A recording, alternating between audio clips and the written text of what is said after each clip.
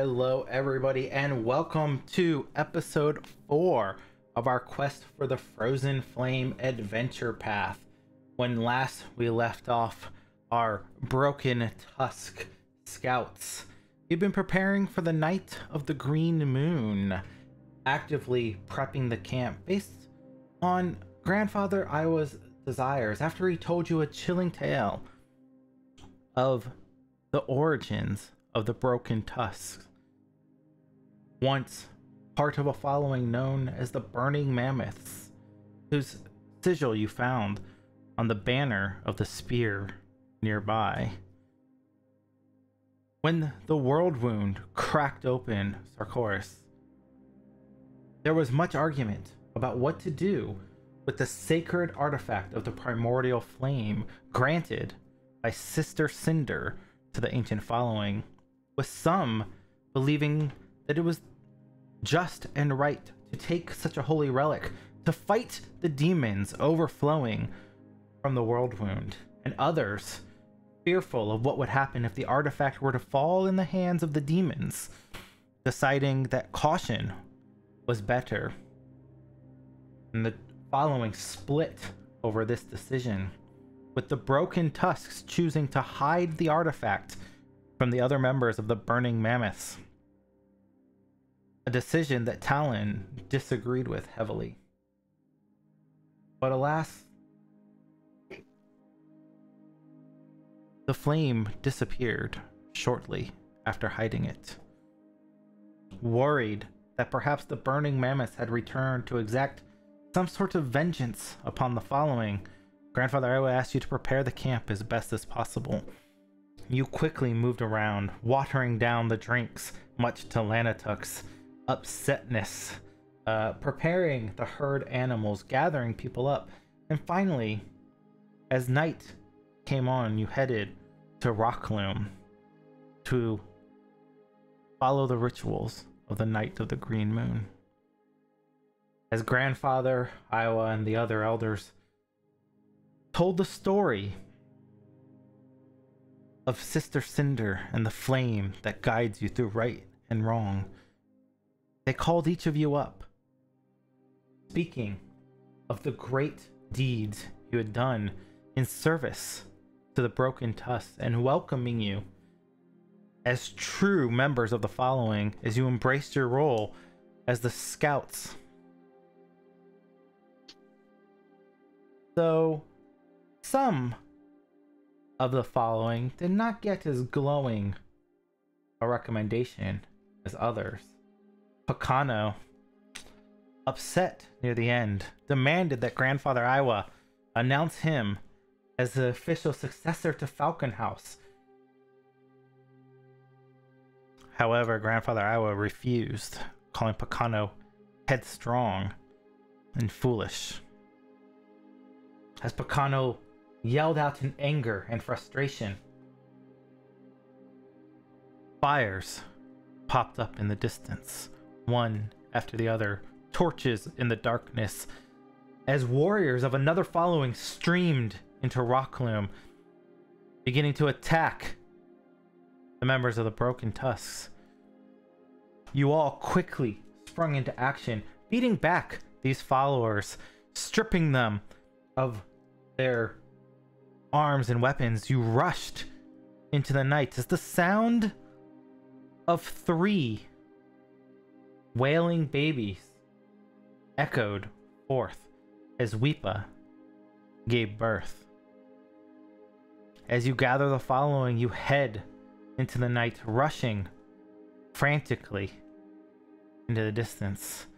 Panic sets forth through most of the following. The Broken Tusks have never been much of a warrior following. They follow the same migratory routes, moving with the herd for the last 100 years, embracing, accepting others, bringing outsiders of the realm into their following, growing through that strength and cohesion. The night is rough as you attempt to lose the Burning Mammoths. Slowly, through the preparation that you made, it becomes apparent You are starting to slip away. The burning mammoths, the fires dotting the horizon, spread out in a massive wave. The forces nearly uncountable from where you stand, but surely an insurmountable task for the broken tusks, merely 70 members strong, to take charge against. The preparations that you've done have proven fruitful as you push through the following day. Tired, wary. The following's not used to having to push such a hard pace.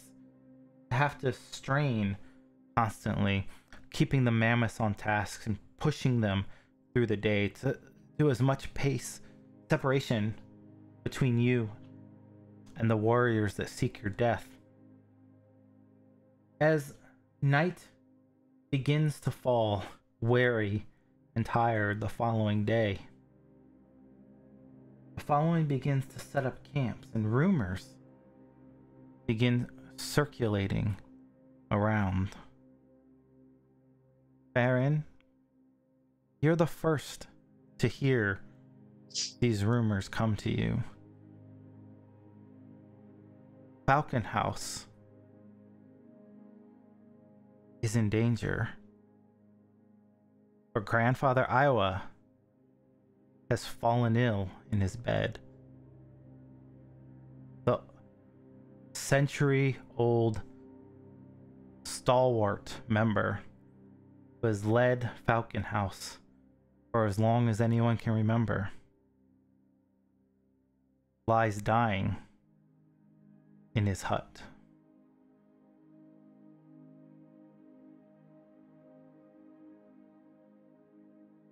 That is where we will pick up.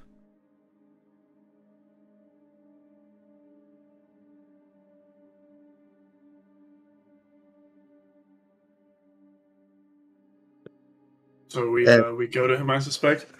Yeah. Oh, sorry, my mic was muted.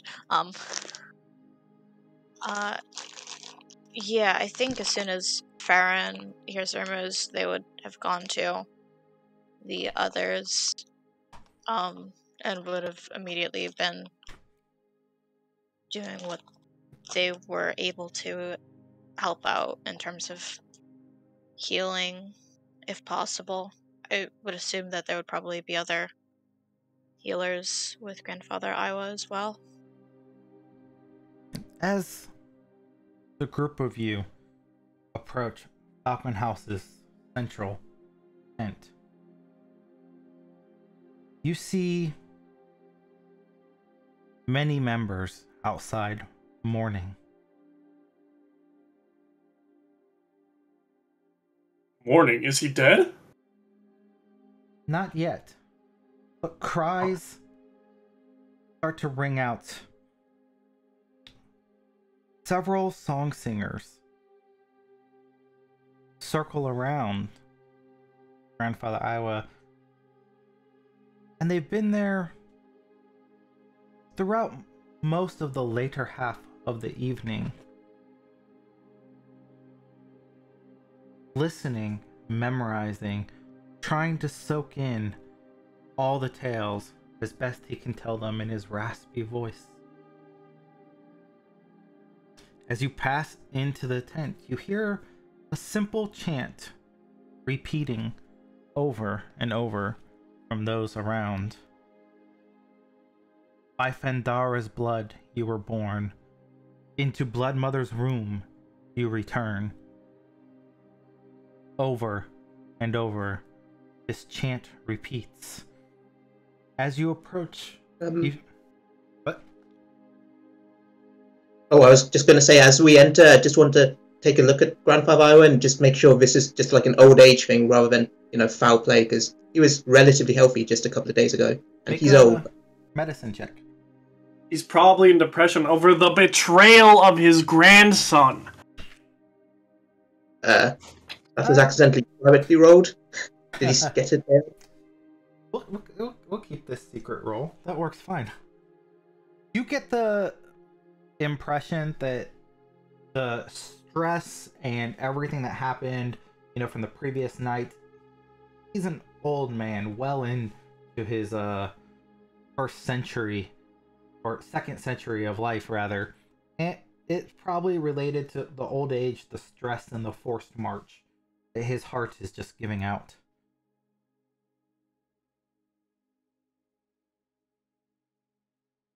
So I use shocking grasp. Can I defibrillate him? Oh my god. oh no. You don't have shocking grasp. No, but I have electric arc. Is this the flame hands thing all over again? Oh man. Maybe not. You can try. You can. No, I'm not. Try. I am whole joking. No. I'm. Yeah. Because Heart needs to stop before you can start it up again. Otherwise, you're just electrocuting a person. This is just very spicy, risky medicine. Risky surgery. Risky surgery to the extreme. Magic risky surgery. So Teddy, Risky surgery. Teddy has been like looking for Picano. Like the entire time they've been moving, she's been watching out for him. Like, of course, she checked on her dad, but she's like looking specifically now, like at Falcon House Picano with all their members there. has not been seen since the ceremony of the Night of the Green Moon. Make me a private perception check. Okay.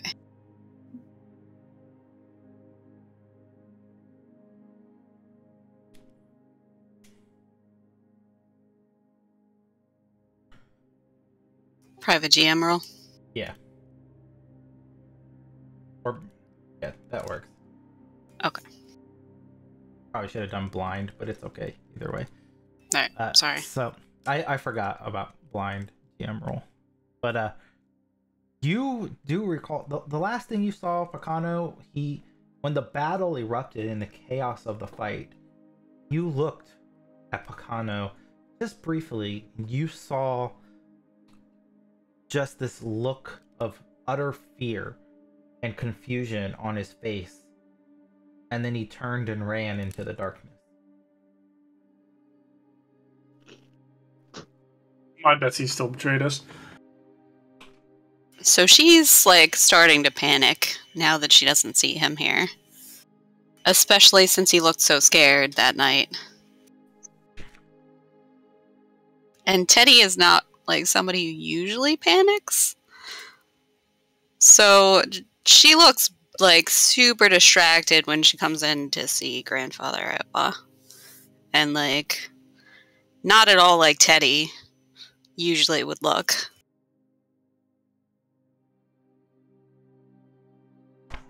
The rest of you obviously easily can pick up on Teddy's distress. Sounds like Teddy should have picked their love interests a little better. Yeah. Is Teddy. that out of character or in character? No, out of character. Listen, the hard ones are the hard ones. Talon's a little bit oblivious, so he just thinks that Teddy's distressed about Grandfather Iowa and not like Picano. Teddy, you have really crappy taste. Just on record. Is this in character? Yes, fully in character. Just wanted to make sure that was said on record. You have really crappy taste, and this is not what you should be worrying about right now. He's What a are you coward, talking and about? He left. Yes, What are you talking about? oh, This is Teddy. I mean, maybe Picano? we should find out what. Have you seen him? Grandfather And she Iowa like grabs Farron and is that? like in Farron's face, like asking if they've seen him. And as you're grabbing Farron, Talon, what were you saying in that moment? I was going to say, maybe we should see what Grandfather wants before he dies of old age. And, and And if we have permission to kill his grandson or not. as Talon says that, you kind of look over and you see he's been feebly kind of moving his hand, trying to wave you towards his deathbed, like since you entered the tent. like 3 or 4 minutes ago. He's just been Yeah, He's he's like, slowly motioning Here. in the air. please don't kill my grandson. Just talk to me. what? Kill your grandson? Technically, Picano's not his grandson. It's like his grandnephew. His Yeah. sister's grandson. Oh, fucking semantics. But you know, he helped raise him. So Yeah. Are Picano's parents alive? no, No. I didn't think so. he's an orphan. That explains that. Alas, they died.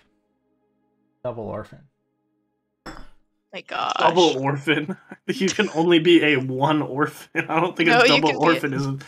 You No. can be a double If orphan. Grandpa- be a grandfather double orphan. Iowa raised him like a parent and then dies, doesn't that make you a double orphan?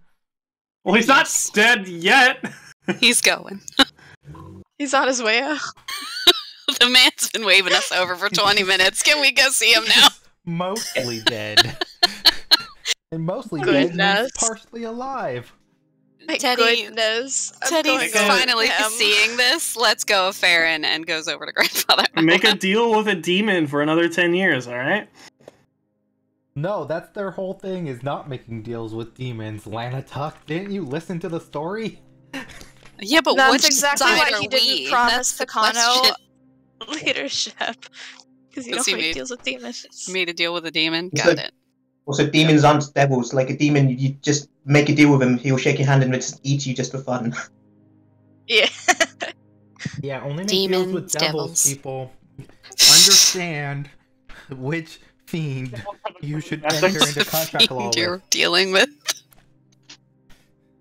As you approach Grandfather Iowa's deathbed, arguing the semantics of devils versus demons for contract law and entering into pacts for immortal life, you see Argakoa, the song singer's already there. She's repeating the same chant that the others around you are, but she lowers her voice as you approach to allow Grandfather Iowa to speak. Yeah, just give her a respectful nod, just because she's mine and Lantuk's house leader, isn't she? Yes. Young tusks,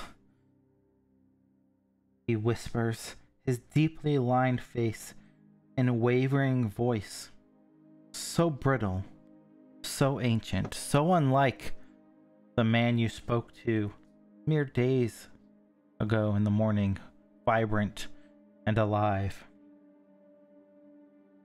The time has come.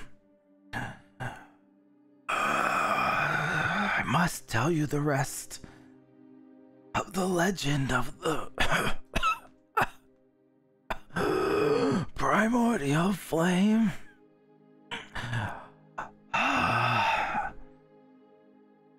I've already told song singer Argago.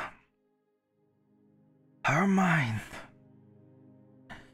is like soft wood.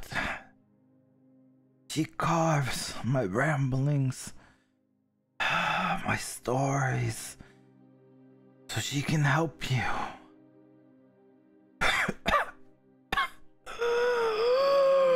On your quest.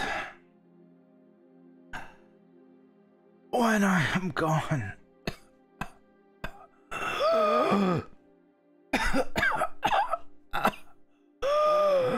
As he chokes his ragged breath, Argakoa gently places her hand upon Iowa's shoulder.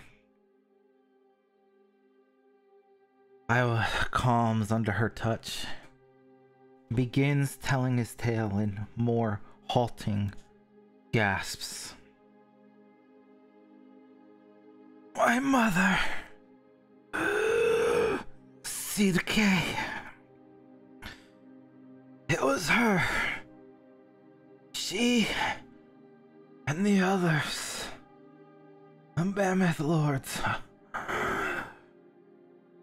those who would become the Broken Tusks.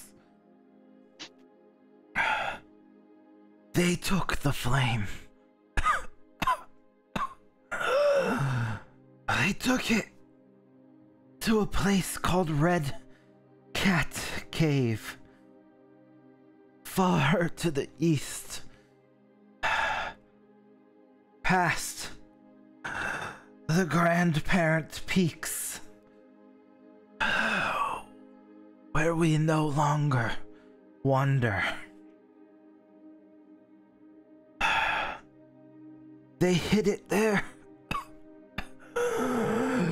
entreating the protection of a noble beast by the name of Sjarstik. For each year after, we would check to ensure it was safe during the annual migration.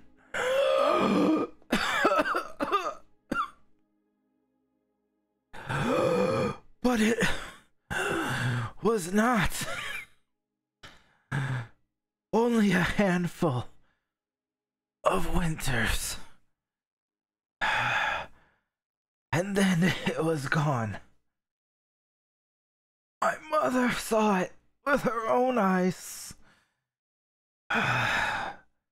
The terrible, tormented spirit, Sjarstik, the empty dais where the flame once rested. Sjarstik's enraged spirit attacked her, and she fled. We never went back. We had failed to safeguard the flame. Our sacred charge to ourselves. Lost.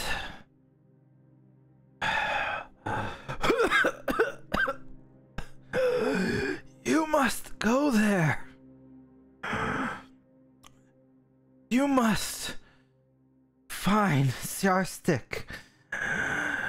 Angry as he is, he must know what happened to the flame. Please, calm his spirit. Find the flame. We have waited too long. We must use the flame to unite our people once again and bring harmony between the broken tusks and our cousins, the burning mammoths.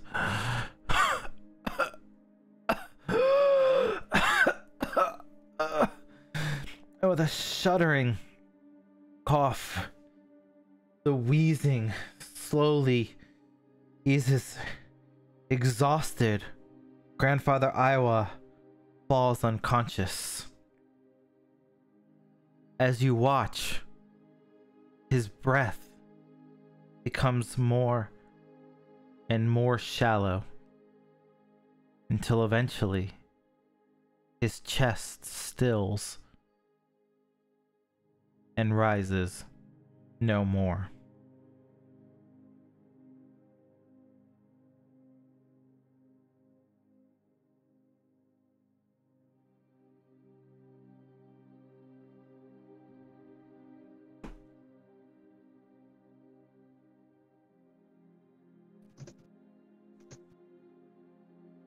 I think Talon, I'm not Talon, I'm looking at Talon's name in the chat. I think Farron just takes a moment to process everything before looking at everybody.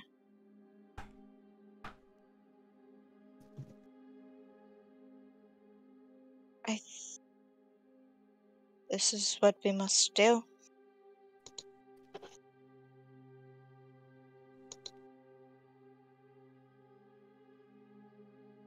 Do we know where this noble beast is? that we must find? In the caves. To the far east. As I meant talk more specifically. As you talk amongst yourselves, Argakoa rises, a tear coming down her face.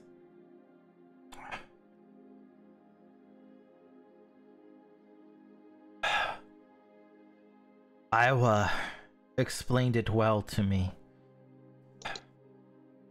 Beyond the grandparent peaks, shortly into the mountains,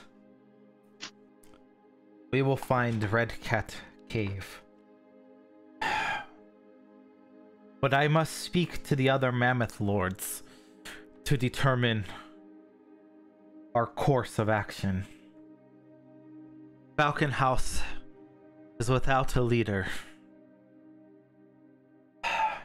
Now we must decide what is best for the Broken Tusks going forward, and prepare for Iowa's funerary rites. But the burning mammoths are not far behind. Please, take a moment for yourselves while I go convene with the others. She places a hand on Iowa's forehead and pauses for a moment as another tear comes down her cheek, and then turns and walks out of the tent.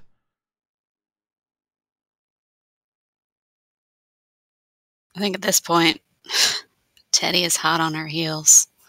She doesn't say anything to her as she leaves, but Teddy leaves the tent too. Without saying anything else, she just nods to what they said and walks out. Does Iowa seem like he's in pain at all?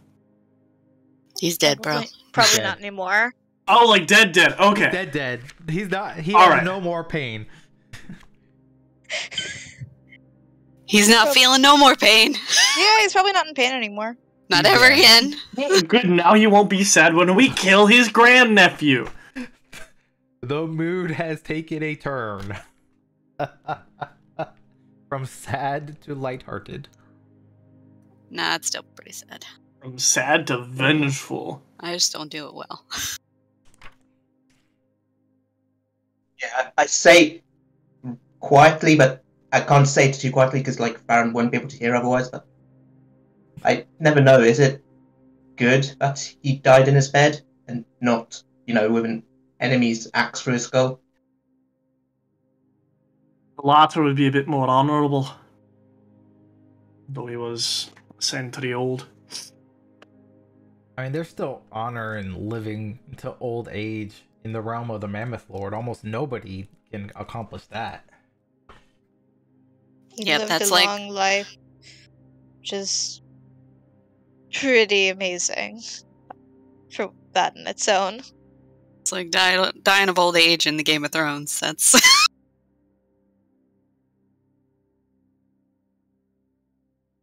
Don't get me started on that show. I will go off on a tangent. I will leave suppose- you to have a moment. I need to sort some stuff out in my head outside, I think.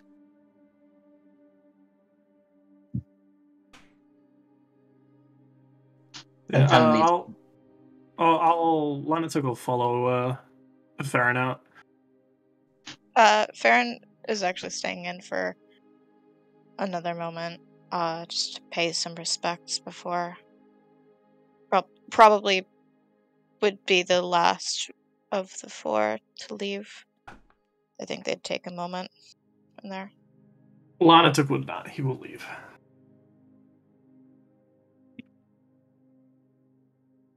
Okay, the party kind of scatters to the wind. Farron, is there anything they want to do, or you want to do while you're in there alone? I think they just want to pay some respects and just take a moment of silence to mourn before going outside. If Lanatuk is with me, I'm going to ask him again in a whisper. So you've been here longer than I have. What do you think these lords will do? Do you think they'll try and find this flame, or will they not? Well, regardless of whether or not they'll do it, I think we've been effectively charged by the man to do it ourselves. Hmm.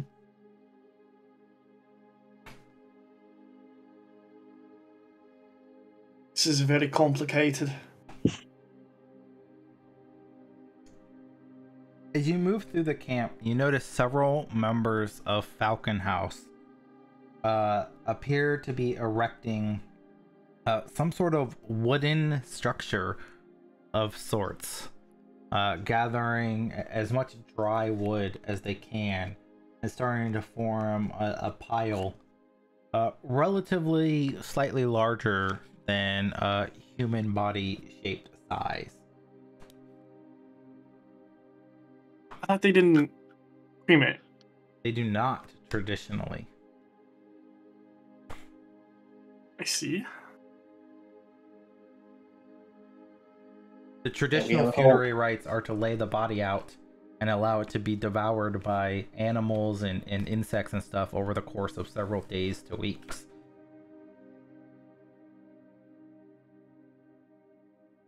Yeah, but we have an army up our arse right now, so... That is true. Yeah. Do you think Iowa would be venerated like a saint? Like, do you think people would, like, take his finger bones and stuff with them? They could potentially desecrate his body Yeah. if they don't do something with it. I'm not sure that they would keep parts of him at like a saint. Is that what Lanatuk wants to do? I mean, Lanatuk man's... wants. No. I think that would be seen as very disrespectful, considering the culture. Yeah, I don't think that would be a normal thing that they would do in this culture. But when we find Pacano, I can throw his grandfather's finger bones in his face.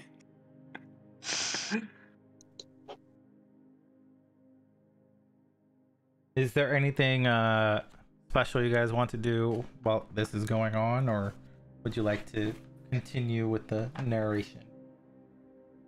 Good to continue on. Right. Yep. As the night grows deeper, they begin to lay out the funeral burn for the rites of cremation. The whole following begins to come around as they bring Grandfather Iowa's body out and lay it upon the wooden structure that they have built. Argakoa steps forth to address the following.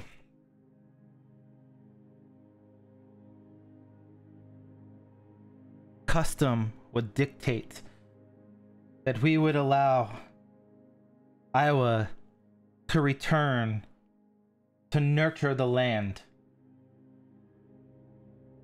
But time is unfortunately not on our side.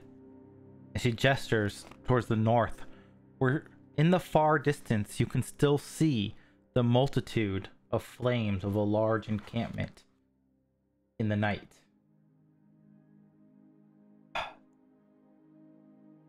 Thus, we shall consecrate Grandfather Iowa's body through fire, the blessings of Sister Cinder, to carry him into her arms and scatter him across the land he loved so dear. Iowa has been a foundation of this following since before many of us, or perhaps any of us, can remember. A stalwart leader of Falcon House, wise counsel to guide us. His stories, traditions, and knowledge run deep in the foundations of what it means to be a broken tusk. It was Iowa who first saw the value in accepting those not from the realm, those who are not Kelid. And she looks towards several of you, Lanatuk, Talon, her own husband, Letsua, and Pats herself even. He welcomed us when we had nowhere else to go. He knew that true strength can come from unity, that it comes from taking our differences and forging them into a bond that can make us stronger and better. His passing is a blow that will be hard to overcome, but his legacy lives on in all of us who are truly one with the broken tusks. Those of us who have learned the songs, the ways of the tusk, and have become one with the realm.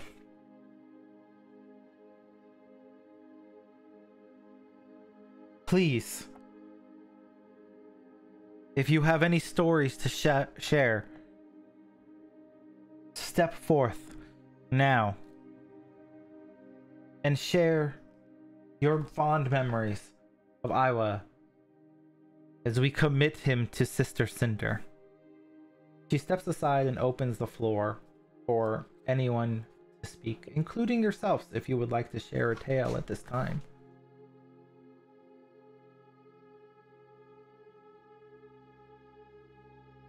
Lanator probably wasn't entirely close to Iowa. Nobody wants to do a quick improv about how Iowa shaped their life? Teddy would step up. The crowd turns to listen to Teddy's tale. So Teddy would just share about how, as like a child without a mother for the majority of her life, grandfather Iowa was always very accepting and was like having more parents than she had, and like how he wasn't exactly present all the time in her day-to-day life, but whenever he saw her, he was always friendly and smiling, and it always made her feel like she was a part of this family. Many of the following. Oh, keep going. And even like on the night that they all had to flee, he did his best to make her feel like part of his family, and that she'll always remember that about him.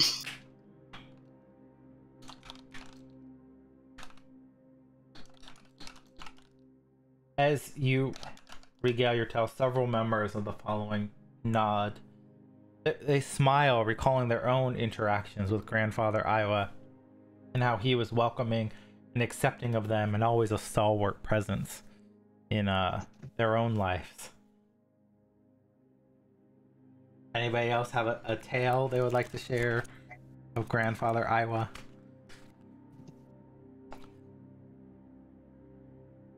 You weren't prepared for a funeral today, were you? Haha!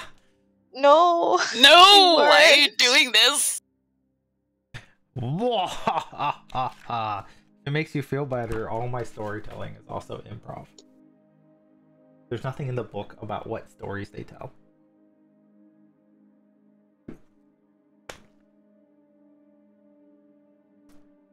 Farron isn't usually much of one for talking too much, especially in larger group.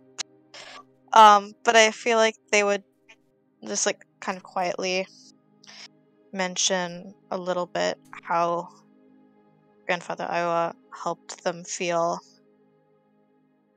very comfortable and welcome, and just with helping a lot of, or like a smaller portion of the community with sign language to help them feel more comfortable as they learned as well. Like probably trying to keep things as succinct as possible before just like looking around and going. Okay, yeah. As you tell your tale of Iowa, you also get the nod of people. Several other stories kind of get told of, Iowa and the impact he had on them. And near the end, Weepa comes forward, holding two babes in her arms, and her sister, Hanaku, approaches, holding a third babe. As Weepa stands before the following, she announces that she is choosing to name the oldest of her sons Iowa, and her daughter Sitke for Iowa's mother, to honor the venerable leader of Falcon House. And then announces that she is accepting the traditional addition to her name to signify that she is a birth mother, and will now be henceforth known as Weepa Koa, one who has given birth in the following. And with that, the Mammoth Lords turn and place the torches to the bier, as flames soon engulf Grandfather Iowa's body. The Mammoth Lords walk off towards the sides, and the following begins to disperse. And Argakoa gestures to the four of you to approach the other Mammoth Lords.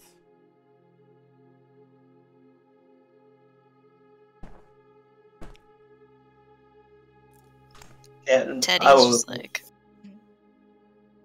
go ahead.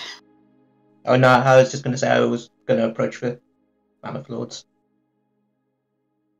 Yeah, Teddy's just like elbowing and arming like her eyes, like refusing to show anybody that she's been crying. But she steps up to them. Lanatuk's a little deep into his drink at the moment. Just another day for Lanatuk.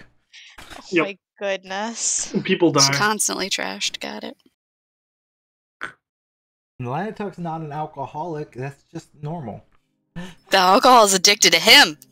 Exactly. I can't keep it away. As you approach the Mammoth Lords, they whisper amongst themselves a little bit. As you come closer, they sort of stop talking. Argakoa looks at you. We have discussed this to great length. And Meritig nods. He's like, Iowa's request is one. It's a dangerous, perhaps foolhardy request at best. Several of the other Mammoth Lords, Letsua, Argakoa, and Nocta, they nod as well. Nocta, the leader of your house, Teddy, Moose House, nods and speaks up. But we do honor and respect his choice. I don't know what Iowa sees in all of you, and this quest to Red Cat Cave, it could prove suicidal at best, but we will honor his request. And Letsua speaks up. Indeed, we must follow the traditional migratory routes. However, heading south so that we can approach the gleaming sun lake to allow a bit of respite for the mammoths and the following. And then push hard towards the grandparents, and then beyond to the Red Cat Cave. Argakoa looks at you. With Weepakoa now burdened with triplets, there are no other scouts available to take on the task of guiding the Broken Tusk. This task will have to fall to you if you are willing to accept the trust that Iowa placed upon you all.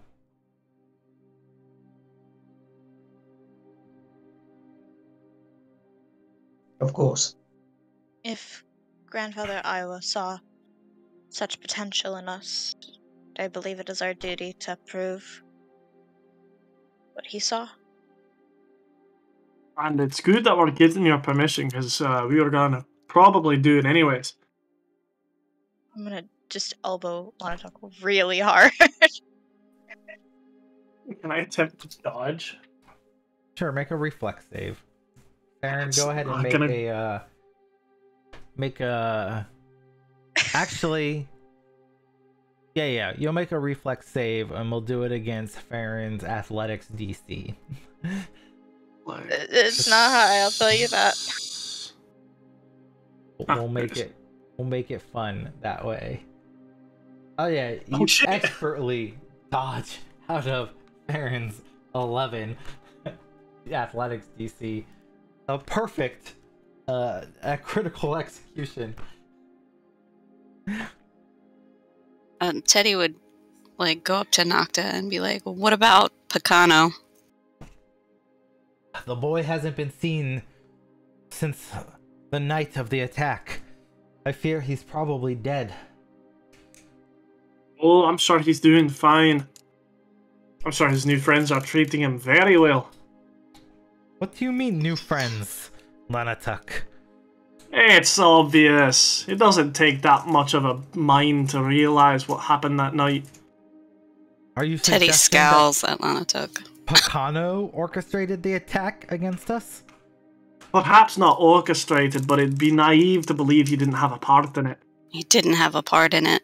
She growls at him like, this is not like Teddy at all. How could he Like have you said, done you have to be naive to believe he didn't have a part in it. He was in scout training. He with was all of you. terrified. He didn't have any part in any of it.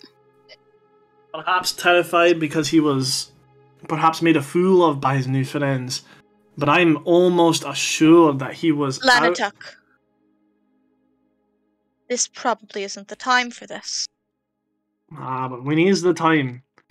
Not now? Later. This isn't important right now. Argakoa shakes her head. Picano was foolish and headstrong, yes, but I can't imagine that he had a part in what happened that night. His one goal in life was to succeed as leader of Falcon House and make his own lineage proud. I can't imagine he would have attempted to try to do what he did. He sought to grow the Broken Tusks to glory, not to shatter them upon another following spears. Foolish, Perhaps he sought. perhaps, but not malicious like that. Perhaps he sought to make us strong through the attack. But also perhaps this is not the time to be speaking of. Do any of you know where he would go if he was afraid? If he was frightened, do you know where he would stay? They all It shake is their cool. head. Letsua Suicide to go back to him right now.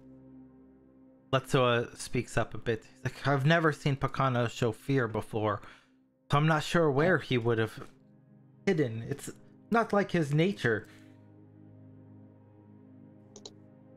Would Weepakoa maybe know? I mean, wasn't her husband teaching him? Wouldn't they have a similar place to stay, maybe? Alas, the routes take us. The route most of the realm. There's no set place that really I've ever seen them go. Pacano's only been training for a few months longer than you. He would not have been used to scouting in this region around Rockloom, for he was not in training to be a scout before we arrived here, or the last time we were here. Teddy just like nods, and then looks like she's thinking about something, and then looks over at Farron. What is it, Teddy?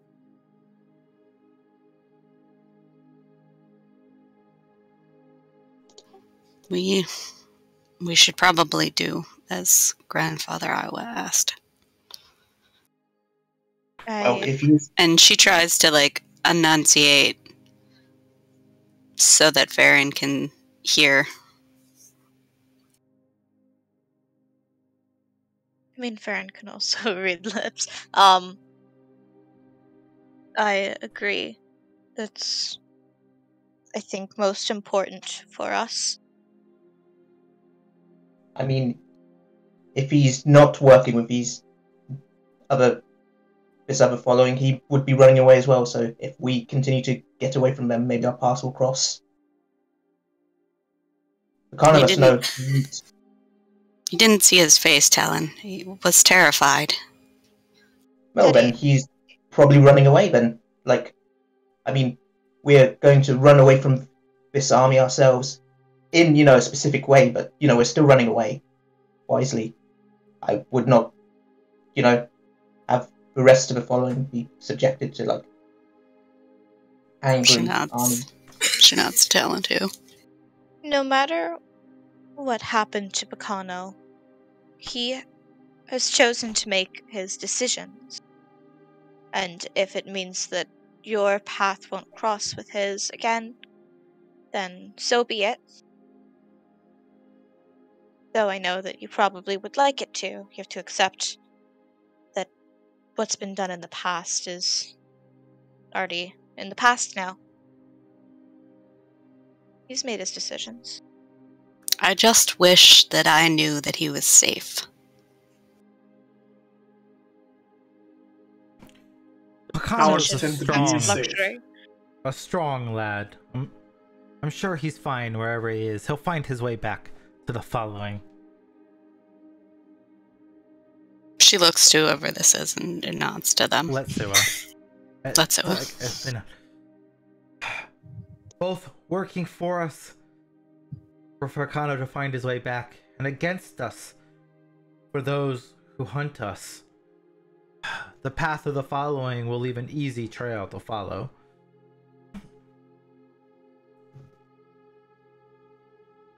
Is there no way we can cover our tracks? It is hard to cover the passing of many mammoths, tapirs, and scores of people traveling across the tundra.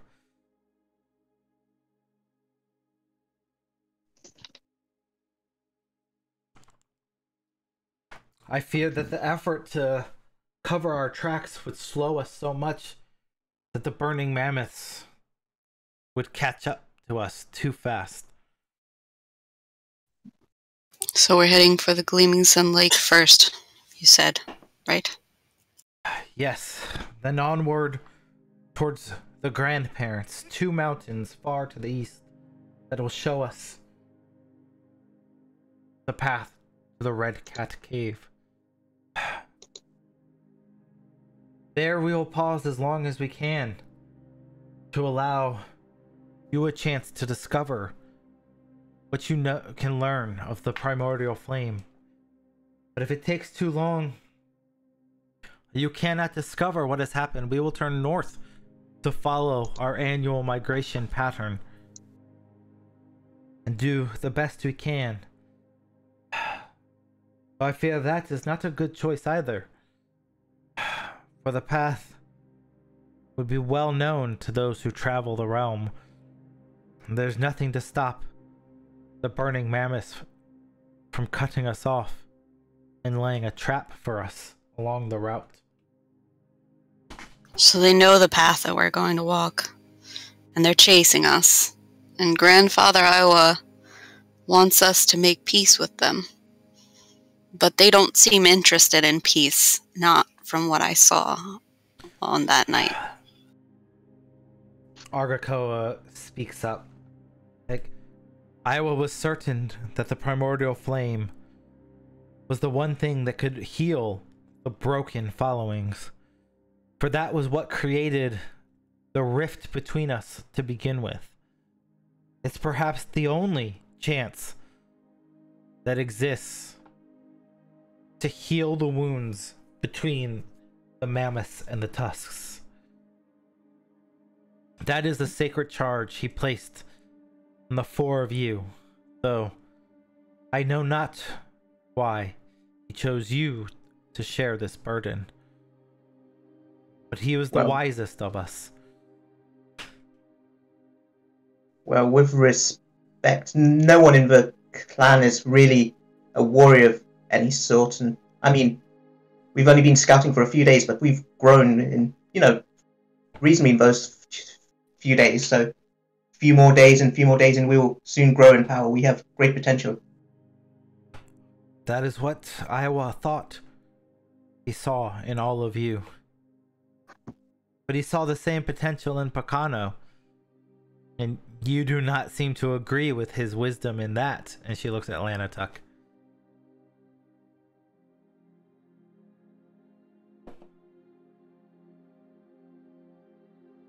I don't mean Who to stepped talk away over. right when I said that, so... I don't mean to speak for Lanatuck, as he's fallen silent right now, but there's a difference between just seeing potential and also seeing potential with determination. I personally don't know how much determination was behind Picano's motives, as he had an air of arrogance behind him and seemed to sometimes think everything could be handed. You have to work for what you are able to achieve, otherwise you won't get there, and he seemed to not agree with that. As you say this, Nocta places her hand on your shoulder and nods. Like, you have much wisdom in you, child. You truly have embraced the ways of the Tusk. I mean, honestly, Picano reminds me a lot of me when I was, 30 years younger. So hopefully he's just had some sense knocked into him and he's still alive and he can still learn. I think, I don't know how it is for all of you, but, young men, we think we're invincible until we find out we're not. Teddy looks at Talon and gives him kind of a smile. She hasn't been smiling, since that night. And she says, maybe he'll grow as old as you, about to be on death's door. He's only 47, Whoa. damn. Whoa! And she gives Talon, a playful nudge with her elbow. Holy crap. I feel Yeah, I do want to be this good looking when he's my age. Harsh. I'm sorry, what did you say, Talon? I said I bet you wouldn't be as good looking when he's my age. He's not even good looking now. Teddy does not agree with that assessment. I'm still dying over. Just a quick reminder to our viewers out there of Picano's artwork. Oh. Fiendishly good looking. An audible gasp. Oh my god. I'm gonna give a hero point for that, Teddy. The audible gasp? I'm so hurt by your old age comment that Oh my goodness. and your audible gasp will earn you a hero point.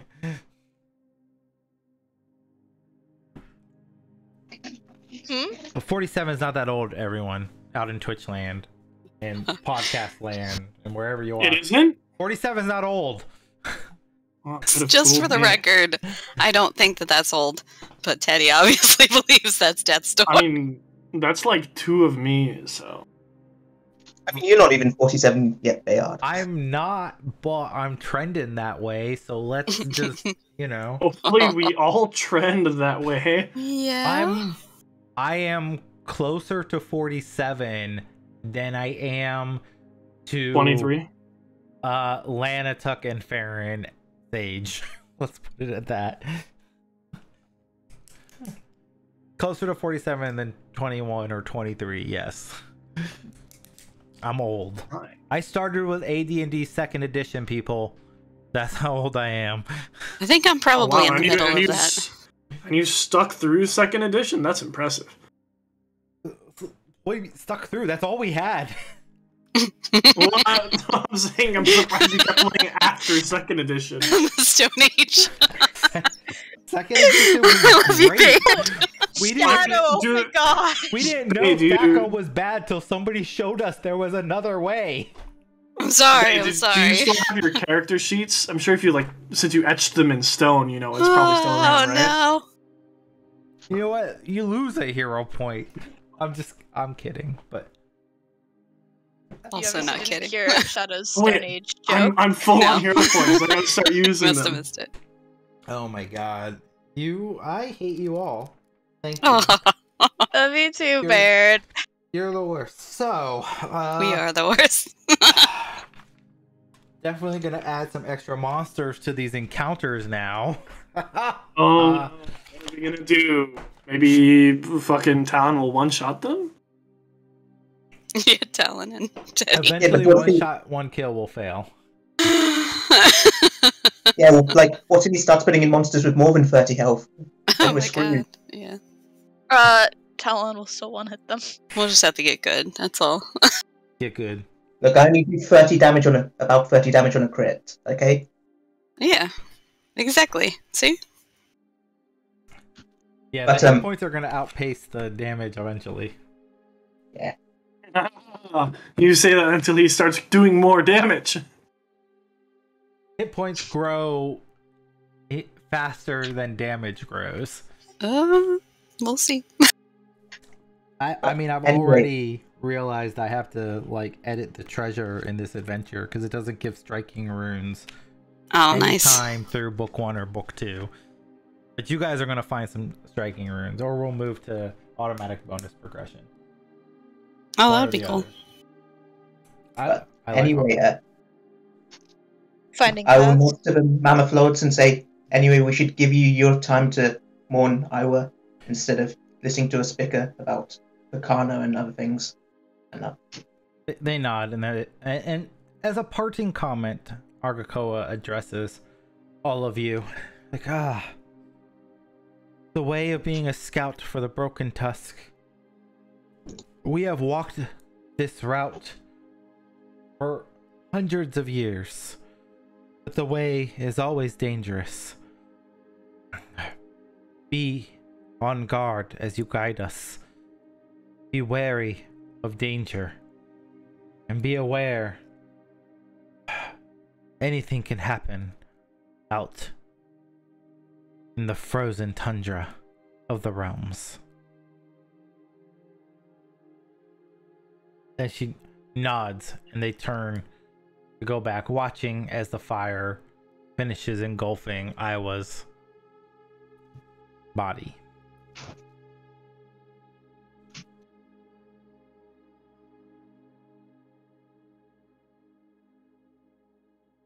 Is there anything you guys want to do before the end of the night? You want to continue discussing Picano? Teddy does. Oh, She wants to no. go talk to Weepakoa. yeah, I'm going to take Lantuk aside and just say, as soon as I'm sure Farron and Teddy cannot see or hear, I'm going to say, look, Lanatuk, we both agree on Picano. Here's a deal. How about we play rock, paper, scissors, and next time we see him, whoever wins gets to kill him. I'll play rock, paper, scissors. Do you want us to roll a D3 or something? Yeah, each of you roll a d3 Well, let's figure out how this would work in chat.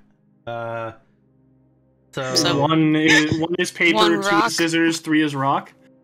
yeah, we'll put that out there. So 1 paper. Actually, there's gotta be a way rather than randomizing it through a dice roll, right? You guys should like actually play it. How could we do that? I mean, I I don't could think we DM can you do that a unless bit. we I have can- a picture. But wait, I can. are there card decks that you could do? Just card deck and whoever Oh, no, rolls it's and easy. I randomize can- that way. I can DM you what I pick, and then Talon can DM you what he picks. Yeah, Is there let's do emotes? that. Could we do emotes maybe? Or a GIF? And then you can DM it to But then you Bear. can take backsies. Yeah, each of Not you if has you to DM whisper it. me in Discord what you choose, and then we'll go from there.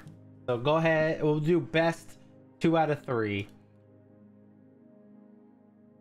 And as you toss it, you watch as Talon throws out rock, and Shit. Magnus throws out scissors, and Talon crushes the scissors, winning his first victory. As both of you go to Screaming shoot right again. now. 1, 2, 3, DM. As Talon throws out paper, Magnus cuts it with his scissors Yes! once more. You go to shoot for the final victory. 1-1.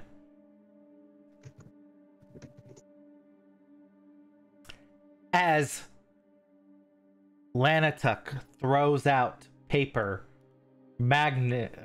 Talon throws out scissors, Shit! cutting Lanatuk's paper, and Talon wins the challenge. Game is rigged. I didn't do my astrology for the night, that's why I lost. You shouldn't have been drinking. I probably. Oh, Or maybe you Burn. should have been drinking. You just got burned. Kind of like I was. Damn. Rip in peace. Gecko, you Iowa. monster. I love you. definitely add to the notes that Talon has earned the right to murder Picano. Okay, I'm put it ready into to my go. notes.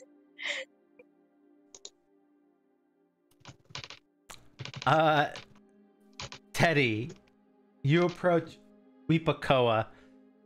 She's struggling with 3 crying children, attempting to nurse them, while no matter what she does, one weeps and screams, hungry, exhausted and tired. She looks up at you. She's like, Theodora, yes, how can I help? Teddy would like try and play with a baby that she doesn't have, or appease it, or soothe it. Make a diplomacy check. Oh, What should be the babies. DC of calming a baby? Based Oh my on God. experience, it's like It's gotta DC be 30. high. This is What? bad. Well out of my Probably- wheelhouse, probably. You're trained in diplomacy. Diplomacy. Oh my Oh, that's painful. I'm gonna use my hero point. God. The hero point you earned earlier. Yes. All right, you successfully soothe the baby. Worth it. Kind of calms in your hands. She says. Weepa kind of just smiles. She's like, "Thank you so much for that. 3 is such a handful, literally." They're absolutely adorable. Weepakoa. They are. It was really funny when you talked about her walking up earlier and she was only holding 2 kids. I was like, what happened to the third Yeah, one? that's why I was like, what happened to the third one? The sister. And the sister walked up, got it. Y'all have I never know. had triplets, and it shows. Yeah. No. God forbid I ever do. That's too many. Too many. 0 So- for me. I don't know. She she looks to Weepakoa and's like, I know that you've got your hands full, quite literally. She gives a soft smile. But I was wondering if maybe you could help me. And she like grimaces. But smiles too, so it's like I don't know how to explain it. She like grimaces. A grim smile, yeah. Yeah. Like, And A she's like, cringe, if you will. yeah, a cringe. Kind of like a cringe, yeah. Of course, Theodora. What do you need? I was wondering if you would know where Picano would go if he was afraid. Any safe places along the trail. Any safe places you know of that your husband might have taken him to. He's always been a headstrong and willful boy. My husband used to complain about how reckless he was out on hunts. They didn't get along that well. Where he would go? He always sought refuge with his grandfather, to be honest. He would return and go to the camp and listen to Iowa's tales of the old days. It's not normal for him to not be here. He's been a presence to try to show people why he deserves to be the leader of Falcon House. I don't know where he would try to go if not back here and exert.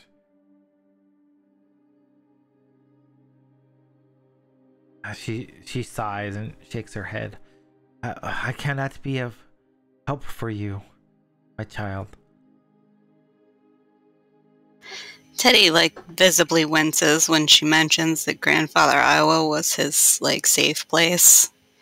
And she looks over at the pyre and just like shakes her head and she nods and then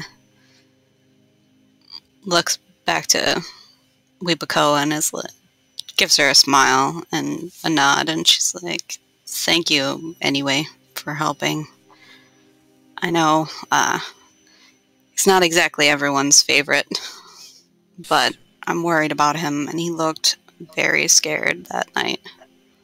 Weepakoa, she kind of rises up out of her chair, kind of shifts the babies a bit, kind of bringing one arm over to kind of hold both of them in place as best she can. And she reaches out and places a hand on your shoulder as best she can, since you're like 2 feet taller than her.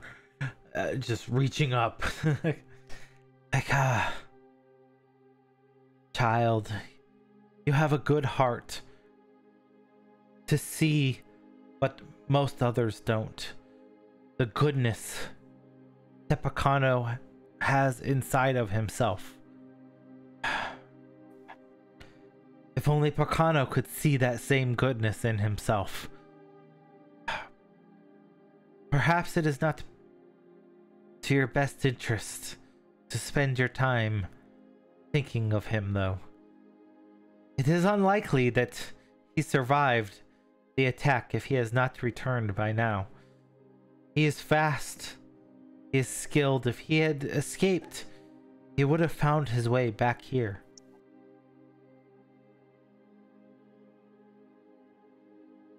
She sighs and she like chews her lip a bit and nods. She says, I know that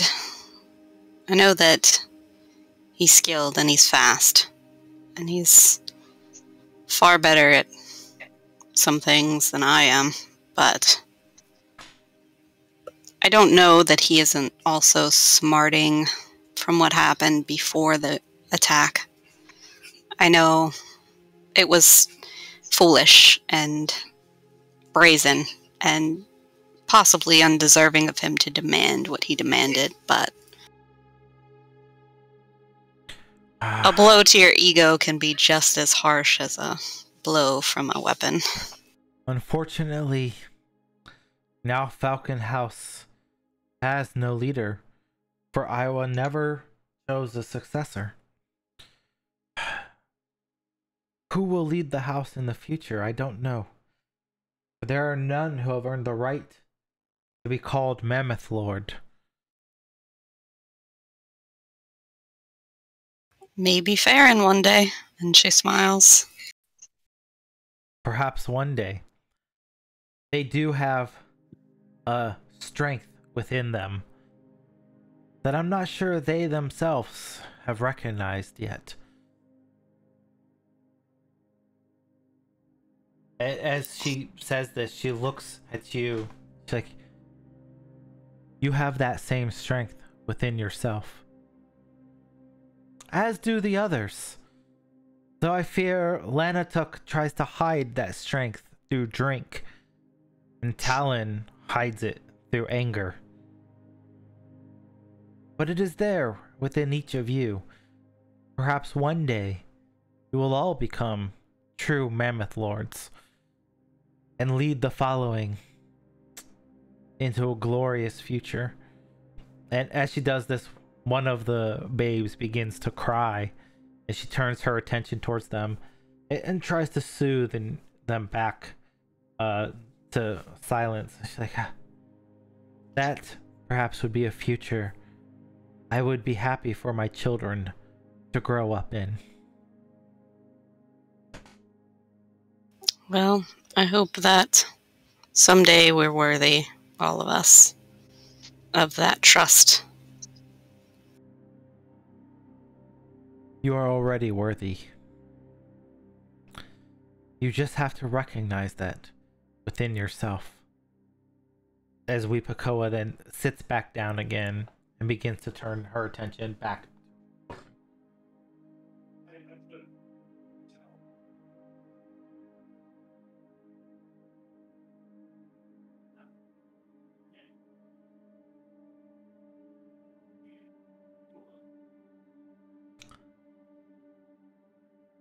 What's everyone else doing? Or is that the end of the night? I think that would probably maybe be the end of the night, honestly. Yeah, I've got nothing else I want to do this night. Yeah. I think it would make most sense for Farron to want to go be with family after this. You all scatter to your respective houses, dealing with Iowa's passing in your own ways. Reflecting throughout the night, you prepare to take on the burden of being the scouts for the Frozen Flame. As dawn rises, you begin to prepare for your first day as the official scouts of the Frozen Flame. And it's time to go in to exploration. Sorry about that, I'm back. Yay. All right. So, Oh, are we in the 4X version of the part of the game now? it is definitely exploration phase. So as you can see on this map, you are represented by the broken tusk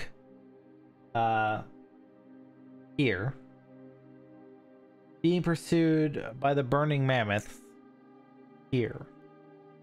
Now the exploration rules, as we are first beginning to introduce them, you'll slowly become accustomed to them over a point of time. So for this first section of the book, you're a bit more limited in what you can do through your exploration to slowly ease you in to the process of what's going on.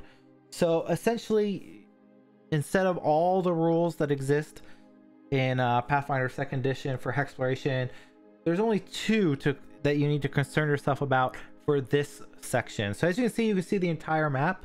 This represents the known migration route that the Broken Tusk have traveled for hundreds of years. Here, where this nice shining arrow is the Gleaming Sun Lake, one of the stops that they've requested you to make on your journey. This next section over here to the right are the Grandparent Mountains, twin peaks that guard the pass moving through this area. And finally, in case you haven't figured it out, this square over here represents the Red Cat Cave. The places that they've asked you to hit on your journey. So these 3 places are places you must go to based upon the Mammoth Lord's direction. Each of these squares here is plains, right? These are hills. These are forests. And these gray squares are mountains. So hills and forests are difficult terrain. Mountains are impassable at this point in time. So your options are travel and reconnoiter. So to move into a square, you only get 1 activity per day. To move into a square takes 1 activity, so 1 travel activity. If it's difficult terrain like a hill, it takes 2 activities. So essentially 2 days to move through difficult terrain, 1 day to move into regular like plains terrain. Moving through river terrains for this section, since you have the following, they just count as regular terrain. Forest counts as difficult terrain as well. And when you get to each one of these squares, you must spend the day doing the reconnoiter activity. Does that make sense? Yeah. Now, as we go into... So, Hexploration is a thing that's going to be consistent throughout this entire adventure path.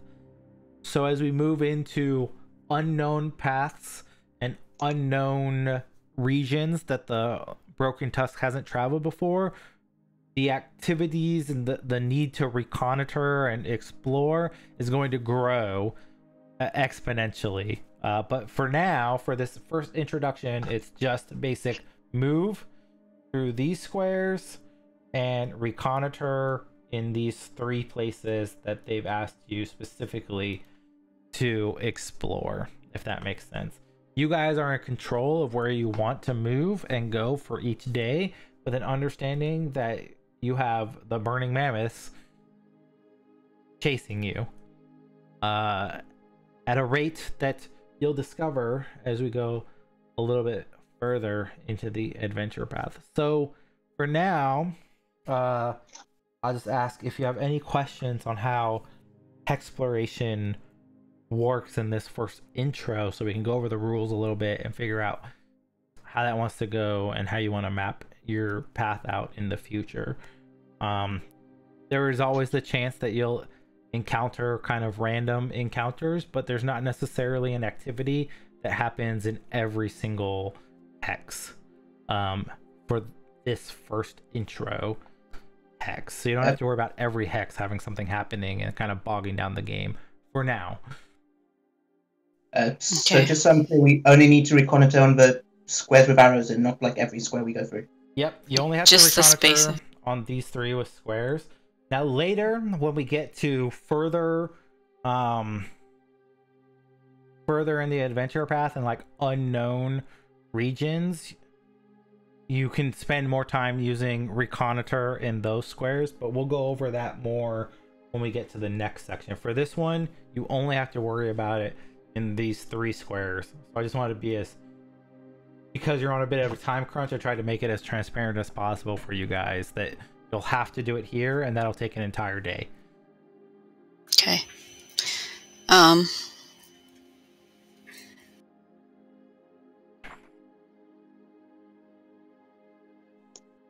If we can figure out how to move through the river, does the river flow towards the lake or away from the lake? The The rivers all flow towards the lake. In traditional exploration rules in Pathfinder 2nd Edition, using river tiles, you would gain a speed bonus. However, because you are traveling with a following of 70 people and a bunch of mammoths, you cannot use the river to gain a speed bonus. Unfortunate. But the ones with the river in it are just a regular tile? Yeah. So even those hills? So no, the hills will still count as difficult terrain. Okay. Because you can't utilize the river to speed up your travel. In a normal exploration game, you could utilize the rivers as a means of moving, but not in this one due to the following. Okay. You probably take this path if I'm being honest. Yeah, I would agree. We'll cross the river and go that way. Isn't that just going through a bunch of difficult terrain? Though? No, because the only difficult terrain is the hills. So we're not going to go through the hills. Well, We're going to go through the river. I was going to suggest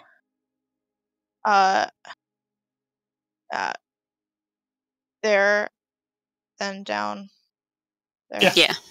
Maybe we should just stick to the plains and avoid the hills. Or go to the hills. I strongly suggest sticking to the plains because Farron knows the plains very well and has bonuses to survival checks regarding plains, which might come in handy. Yeah, and So maybe. And I think being close to water would probably be good. We might be able to potentially trick them if we cross the river. I don't know. Maybe this kind of path, then? Yeah. Honestly, if we're near water, it allows me to use the fishing gear I bought. Well, yeah, but that would be my path that I would suggest. Stay out of the hills. Follow those plains to go to the... It's almost fully doable to go... actually, not fully. It is fully doable to get there on a pretty good trajectory with the only difficult terrain being the second.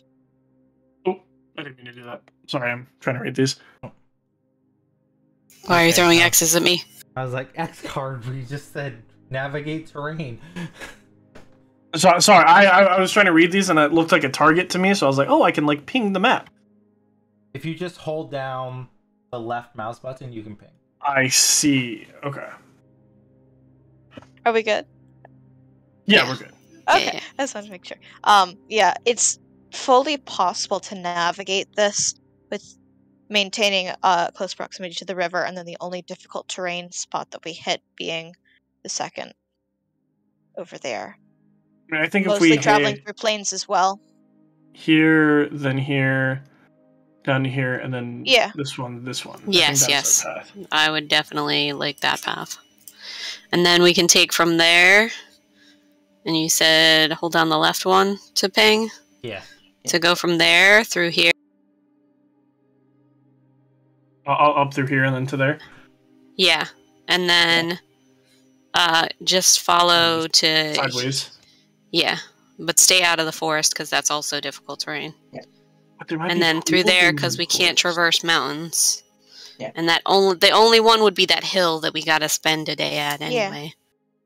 All right. All right, let's do that then. Yes. All right. Well, go ahead and make your first tile choice to move. This one, I believe. Because, Yep. I mean, it's just as quick here, but we're then very close. Closer, yeah. I like that. This one.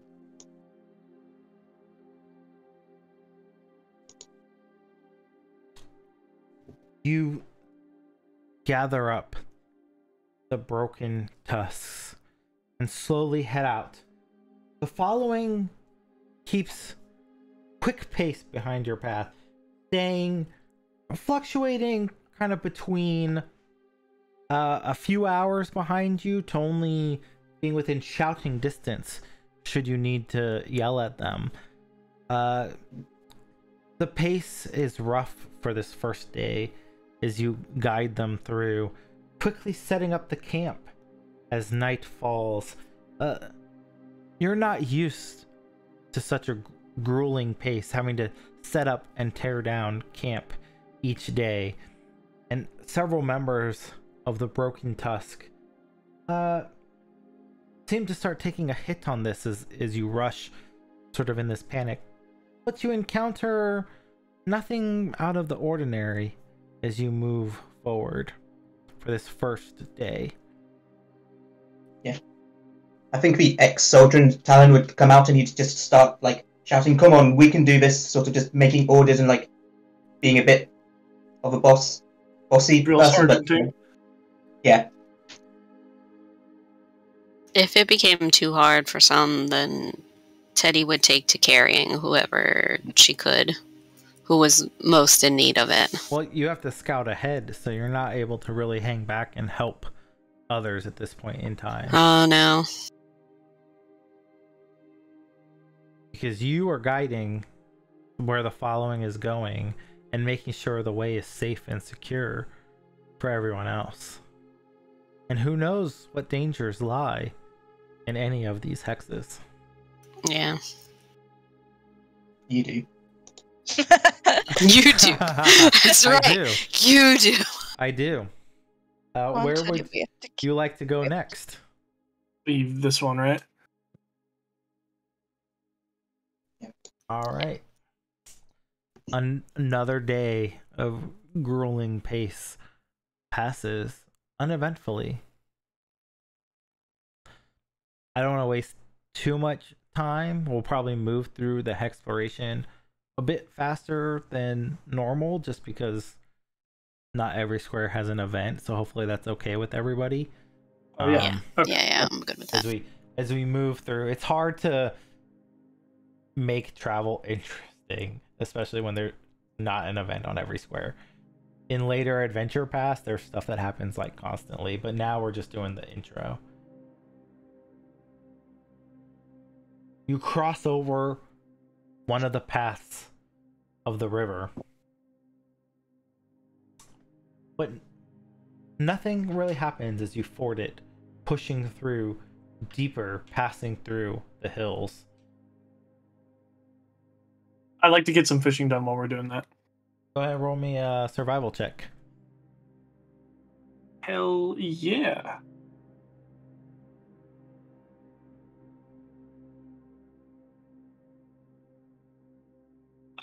You catch no fish.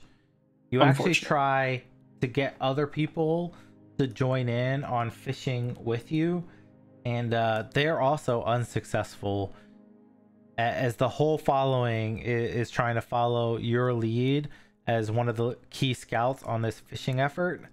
If that's the case, I'd like to use a hero point. All right, you do manage to catch enough fish, and a few others follow you with the use of that hero point to manage to get to feed maybe half of the following on fresh fish for that day. Where would you like to go next? Down to here.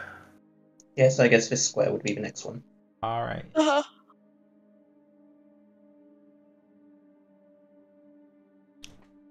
As you move down another square, you see before you, in a low dell, a grazing hadrosaurid. Alone. It appears tired.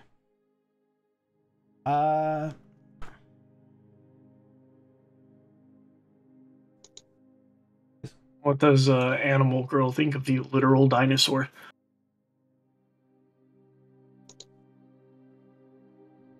I don't want to know what a mech thinks. Dinosaurs. Daniel, baby. Okay, that token is so cute. Do I know anything about these creatures?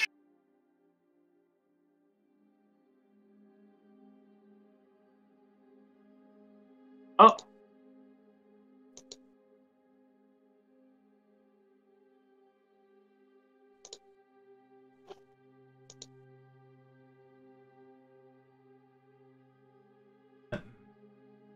Oh my god.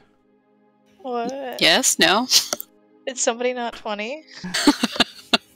I know Did everything everybody about not this. 20? Nothing stands out of the ordinary to any of you.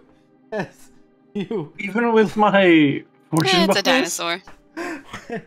Yes, all of you fail the easiest perception check known to mankind.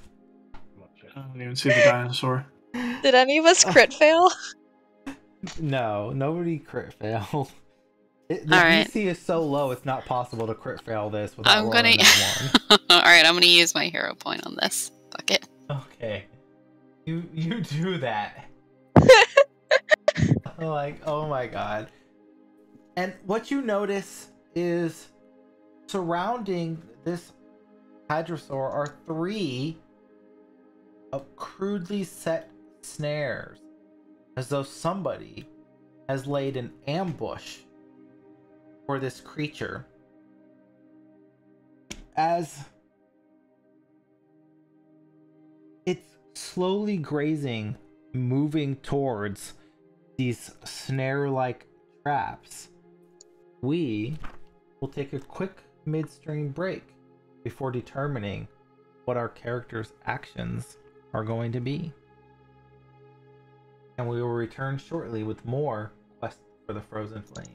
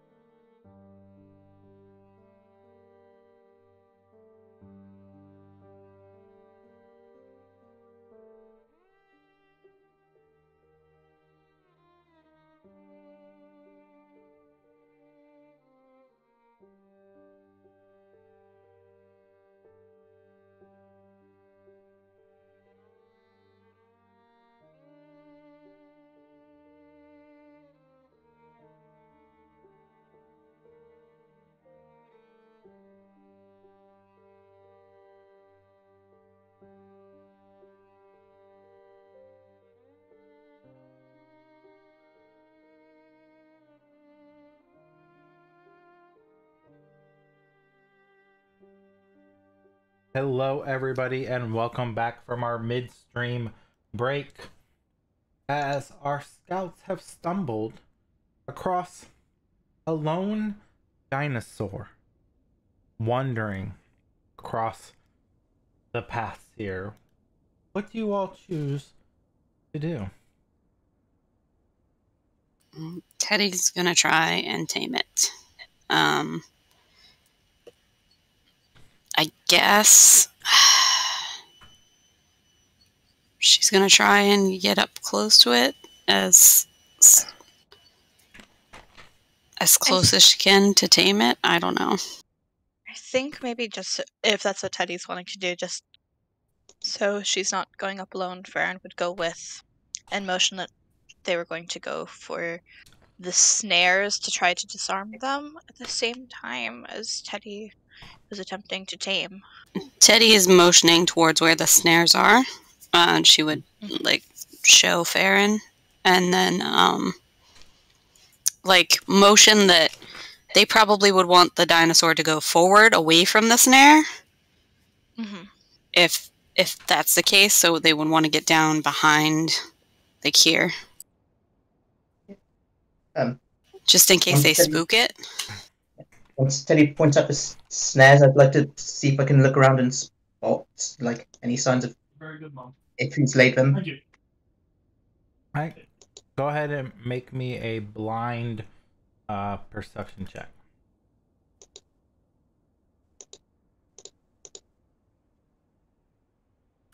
So Alright. As Teddy and Farron slowly begin to approach the creature, move you a couple squares up here. There. Talon, you see several creatures hiding out in the woods. And they look angrily at you. If I have time, I'd just shout out, "Creatures in the woods! Ambush!" And as you shout that out, they rise up to strike, and all of you go ahead and roll initiative. This Faye. They are fey creatures. Ooh, yes. Since I'm trying to sneak around to get the... You may roll stealth. Okay, thank you. Just lost my character sheet.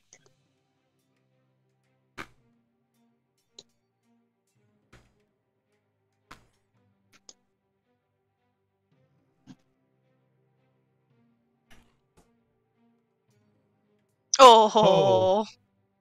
Well, that is pretty good, as you will go first.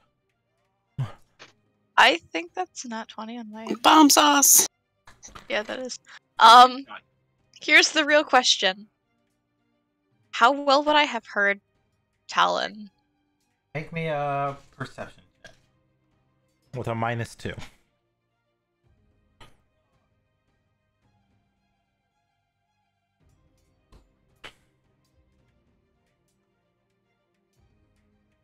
Whoa! Oh, you heard it fine. Cool. He was very loud, like draconic voice yelling.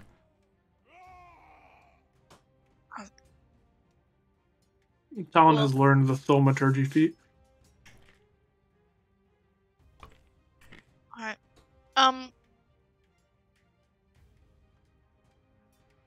So I have a surprise attack. So everything is flat-footed to me.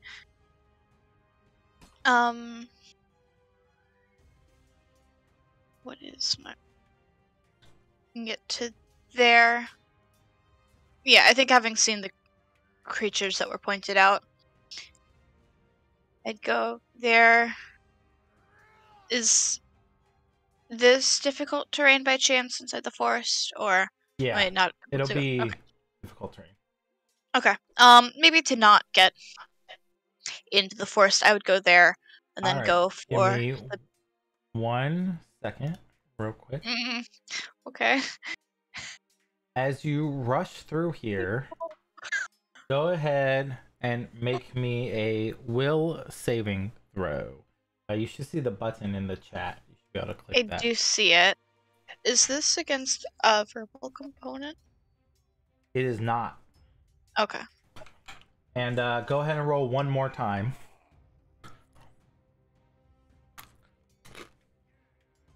Damn. All right. I'm rolling And then higher. roll me 2 more. 2 more Yep. will saves. Yep. Wow. I You- just want to hit something. Can I hit something? Jesus.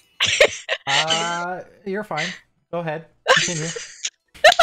And Batterfoot is flat-footed to me, so I've used 2 actions to get there. Enable abilities that require flat-footed. And then I'm gonna hit it with my rapier because I can. That will hit.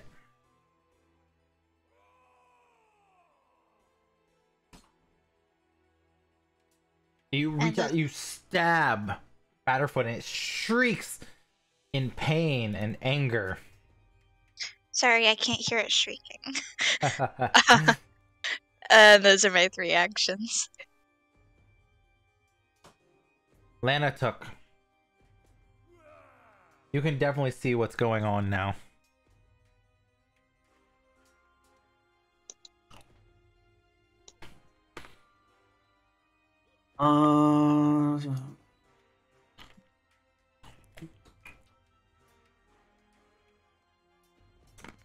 Okay.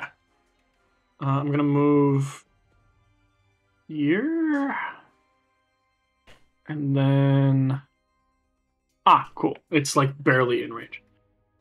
I'm going to cast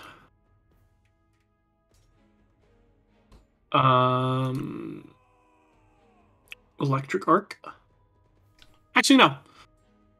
I'm gonna do Summon Fae. All right. Summon Fae is a 3-action cast. No, you're right. So You're right. can't cast it. Electric Arc then. All right.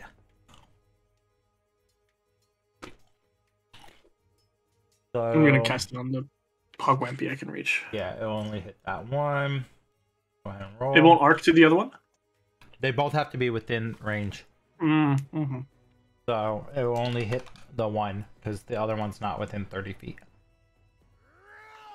Okay. He passes, so he'll take half damage. Go ahead and roll damage.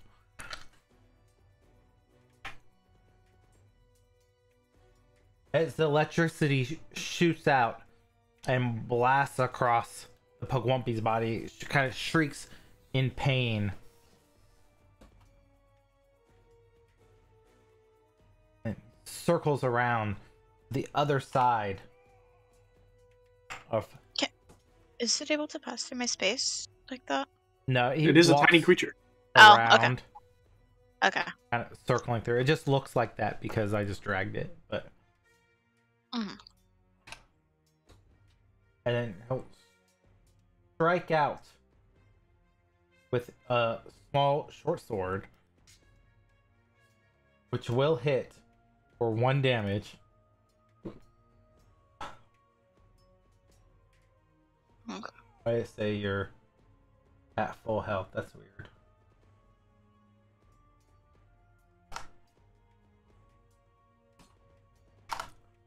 Whoa, nope, that's not right. Okay. Being weird. Alright, then he'll strike 1 more time towards you. Short sword. Missing. Talon. Alright. I'm going to start moving and then sudden charge to over here. Alright.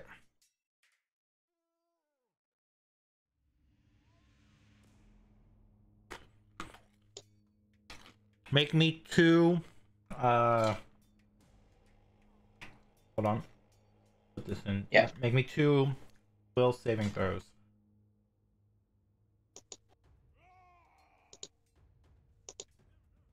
Alright. As you rush through, you almost stumble a little bit as you approach this Pugwampy, and you feel as though things aren't quite right. Your luck seems to have turned against you. Oh, no. And now, as you are here, Mhm. let me just drag this over here real quick. Every time you make a roll, you must roll twice and take the worst result. Okay. No. Oh. And this is a misfortune effect. Alright. Anyway, since I used sudden charge, I get to Yep, strike. you get your the Pokemon. strike. And then just roll I'm one gonna. more. And then I think I've done it already. You can just set it to have disadvantage on the. So that was an 11 and a 3. Yep, I see it. Already did it. Nice. Yeah. And I'm gonna use a hero point to make that a hit. Okay.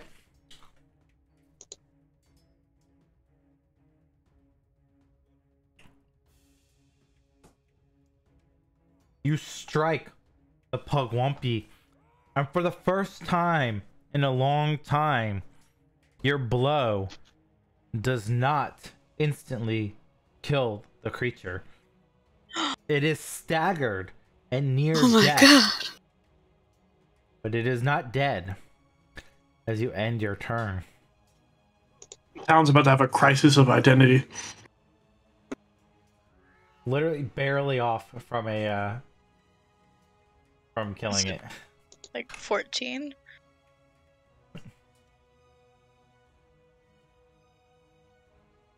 This one strikes out at Farron with its claw. Oh, I was about to say right before you rolled if I wanted to nimble dodge. Okay. That will give you a +1. +2? Right? +2. Yeah. Alright, then it will miss. Then it'll strike out another time. Missing. And then it'll go a third time. Critically missing. Theodora. Teddy's gonna draw her bow and fire on that Pugwampy behind Farron. Okay.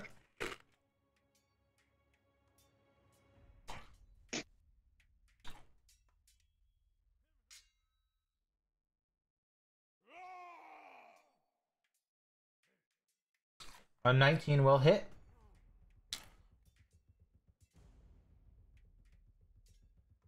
As your arrow sinks, it shoots into its throat.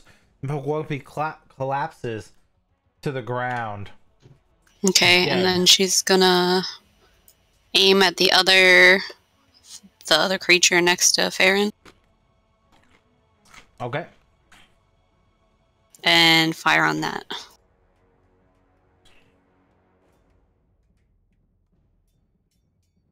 That will hit.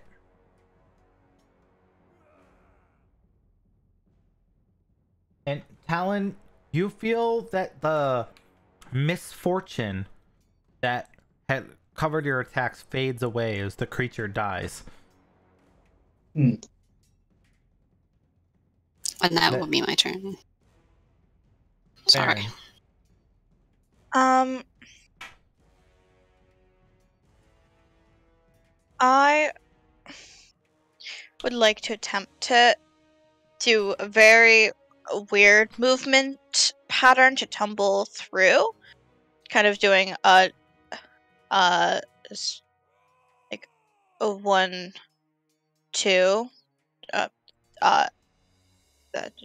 like a 1-2 there.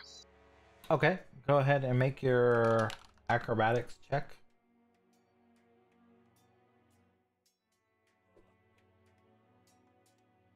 If you do, yep, there you go. You critically No!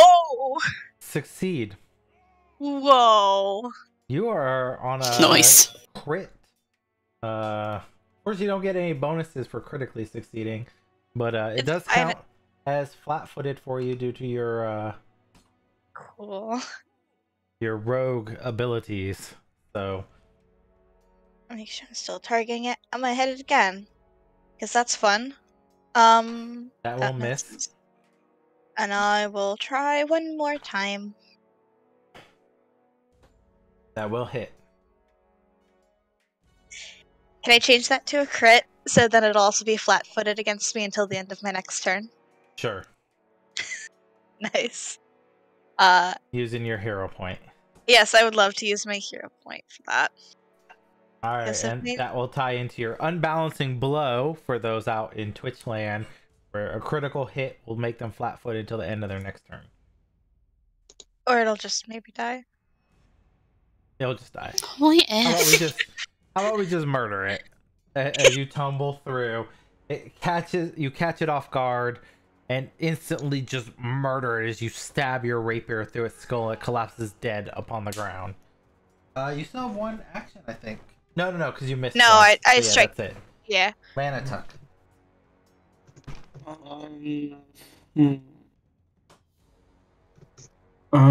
me one moment.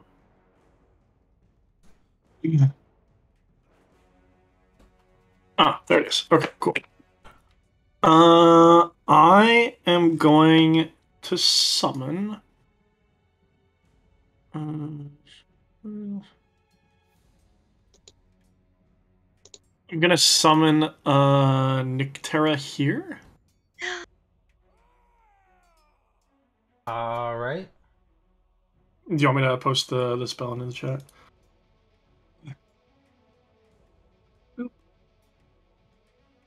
Do we know this, Nyctera? Probably not. I'm suspecting it is a random Nyctera. Yeah, as you She is pretty random. channel the Fey magic, Nyctera fairy coalesces in front of everybody. Nicholas the Nyctera. Oh my goodness. Is this Provence's origin story? Is this how she got to this plane? Not Sorry, enough arson I'll stop. involved. Yeah, that's true. There's no fire. All right, that will be Lanatuck's turn. This Pugwampy steps forward and strikes at Farron, which will hit for 1 damage. Oh no. It hurts so something- bad. Something messed up, it healed you.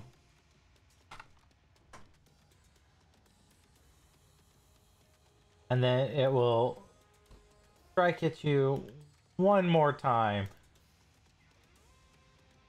Missing. Talon. Alright, I'm going to do something different for once. Yeah, I'm going to drop the geese arm, take an action to take out a javelin, and just hit the thing with a javelin. Alright.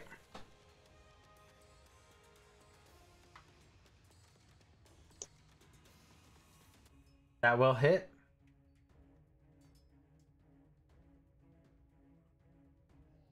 And it'll take 7 damage as the javelin rips, cutting a wound across its shoulder blade. You still have one action left. Just to help out Theodora, I'm just going to scare it and say, I'm not afraid of you. I'm just staying far away for your own benefit. Are you trying to demoralize it? Yeah. Alright. That will succeed. So it shall be frightened 1. Teddy, it is your turn. So she's gonna draw down on the Pugwampy.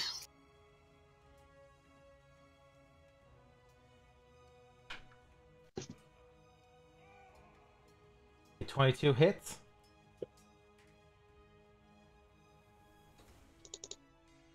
For 2 damage. And then try it again.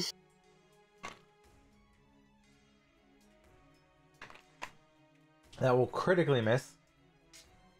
F. And You hit the then... Nyctera, oh no.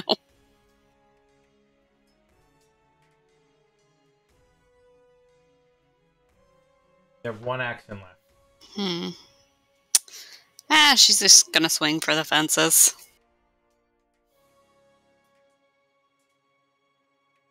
Also a critical miss. Kyle. Baron. Yeah. This pug won't be. I don't like the fact that it's still alive. I'm gonna try to hit it. Just murdering Faye. It's fine. Okay, but theoretically, could I flank with this Nyctera? Yes. Cool. I'm gonna flank with the Nyctera. And with the difficult terrain, I think that'll be my full Yeah. movement?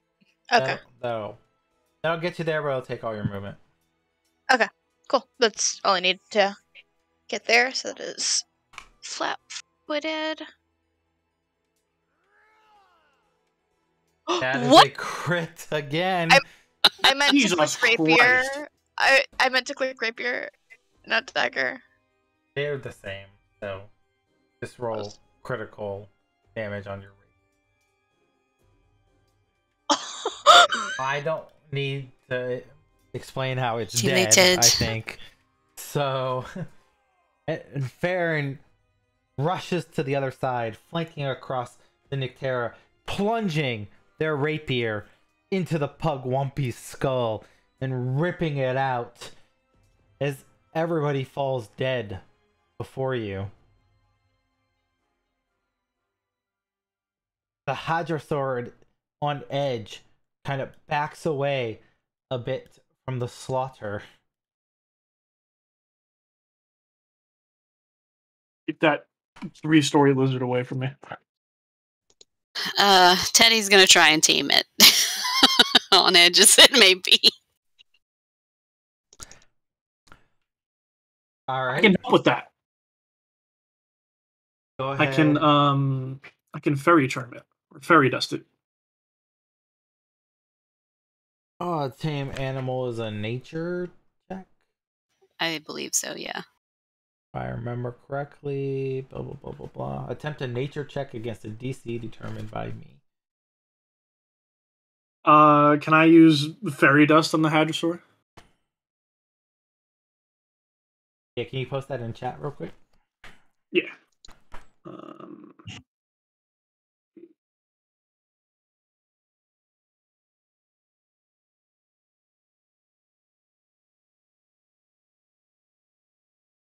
All right.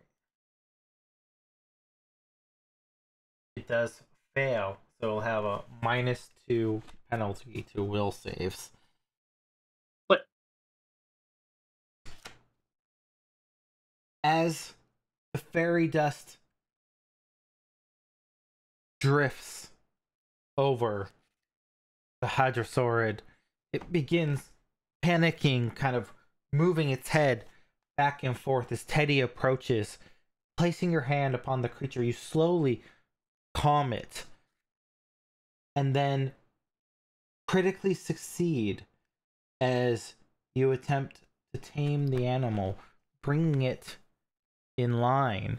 It begins nuzzling against you, happy, recognizing that you probably saved it from these creatures in ambush, as well as the strange half-elf creature that was casting spells upon it.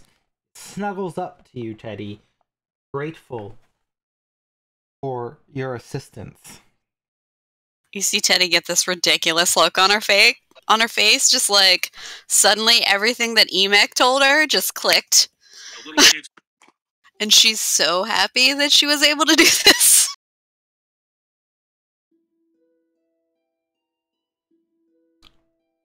And you now find yourself in possession of a Hadrosaurid that joins the following. Of a dinosaur. As you're preparing to move out, a rustling also comes sort of from the forested area, and another creature appears, grazing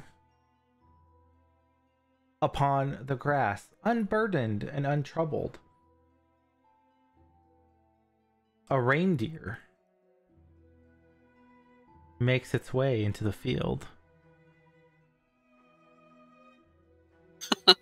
Kind of like on this high from what she just did, she's gonna attempt to also tame the reindeer. And this she would tell everybody else. She's going to get it. And like, she's got that stupid grin on her face. Hey, at least it's not Bacana that she's chasing after now. All these animals She's making are like just, ridiculous. compensating.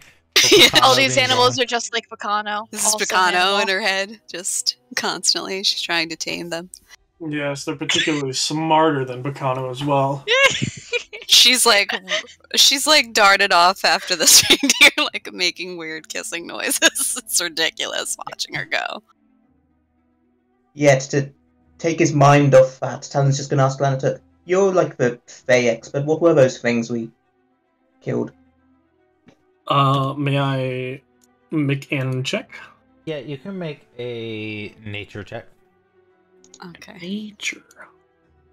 So nature again for this? Yeah. Oh, for me or Teddy? I guess both. I'm gonna use my hero point on that. Shit. Okay. Lanatuk, you have no idea what these creatures were. And as you're trying to recall them, you think they might be, you know, Fey dogs, maybe blink dogs that have learned to walk upright, or perhaps a strange, like a shuni that's lived too long in the first world. Difficult for you to truly know. Clearly they're not Fey, they're mosquitoes that have evolved too far. And Teddy, you approach this reindeer creature slowly. It kind of nuzzles up to you, almost completely unafraid of your presence. You begin stroking its fur. It begins nuzzling you as you harness the skills you've learned from Emek and from taming the previous dinosaur. This reindeer bonds with you in a way different than the Hydrosaur itself.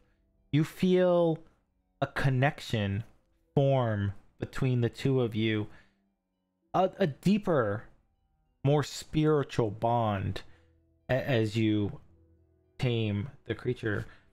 It almost nuzzles you as though kind of gesturing that you should climb upon its back and ride it. So Teddy, like, getting this crazy look on her face. She looks insane right now, guys. If you could see her face, she looks absolutely freaking insane. She's just lighting up. And she attempts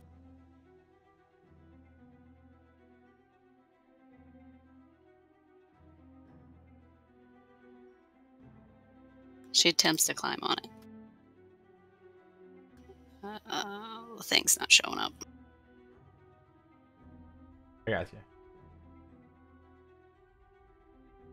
As all of you watch, Teddy leaps on top of this reindeer, and it stands still, accepting her as a rider.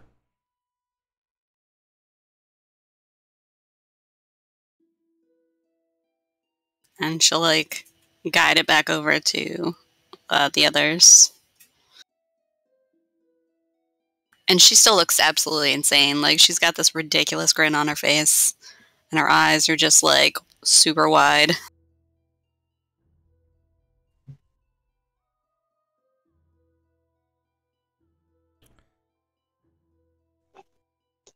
What you got there, Teddy? She's, like, pointing and pointing and pointing. And she's like, I think I'm gonna call him Arthur. What do you think? I think that you still didn't answer the question, but I like the name. Yeah, I think I had a brother called Arthur. It's a good name. I mean, I hope he's nicer than my brother. He's plenty nice. Look at his face. And she's just like, ridiculous. If there's like any just like stray forageables, I'll just pick them up and try to offer them to Arthur. See if he would jump on them. Arthur is yours, Teddy. How does Arthur respond? Depends on what they are. Just like stuff that reindeer maybe eat. I don't know. Just whatever roots were close by. I will eat the roots, but it looks like a begrudging understanding. Like, they are trying to be friendly. So it looks like he's eating a meal, like you know how somebody who doesn't like something will taste it and like to be polite. That's what Arthur's doing right now. Go ahead and make a nature check. Anybody who wants to know what reindeer eat.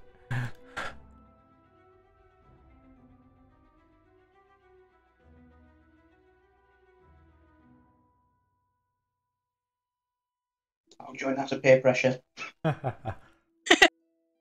So, all of you kind of think about it. You've seen reindeer amongst the following as you travel along. It's pretty common. They tend to munch on moss, grass, leaves.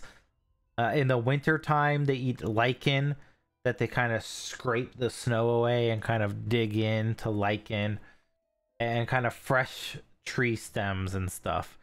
Sometimes mushrooms in the summertime. And these are the things you make me have to learn as a GM. What do reindeer eat? I'm sorry. So we know that reindeer don't eat, say, Fae, for example.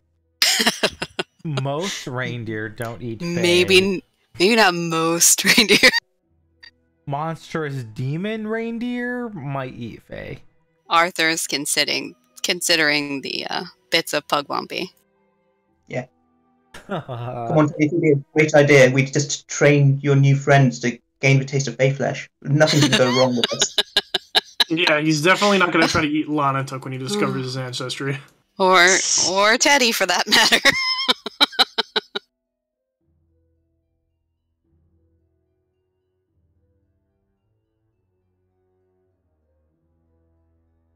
Alright, so with her newfound friends, she like takes them off to go find Emek and like geek out about how it all just sort of made sense all of a sudden.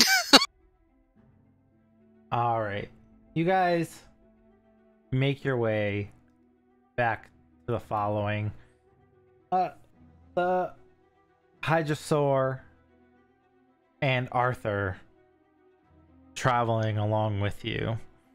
And as you enter the following camp again, headed towards, you know, the mammoths and Emek.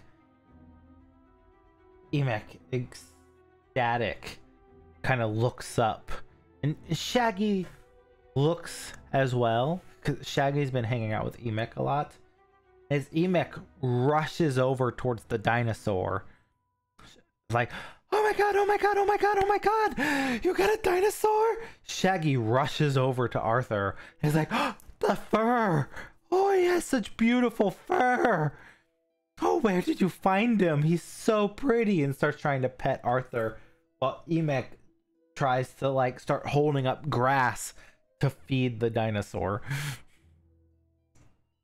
And Teddy just like blurts out in a blur of statements like what happened and how they found it and like what was going on and how everything just all of a sudden made sense that Emek had been saying days before, and like she was so pleased that she was able to bring it back for the following, and like then out of nowhere this like excellent reindeer showed up.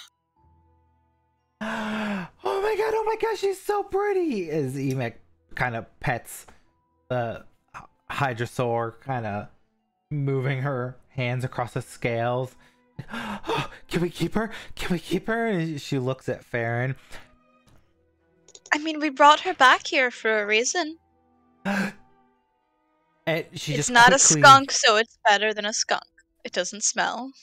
She just quickly signs very fast towards you. Like, is she for me? Teddy like nods. She's for sure. Well, that's in sign language, so. Oh, damn Farron it. just starts to Damn be it. like, for the following, but just like halfway through signing the sign for following, she just like waves her hands and just signs yes. Yes, yes, yes, yes, yes, yes, yes, yes, yes, yes, yes, yes, yes. She's like, I'm gonna feed you and love you and oh, did you give her a name yet? Did you give her a name? They Teddy don't have a shakes her name head. yet. Did you want to name it? Can I? Go ahead. Unless anybody else would like to name it. No, we brought her back for Emek. We did? I thought this dinosaur was for everyone. No, it's for Emek.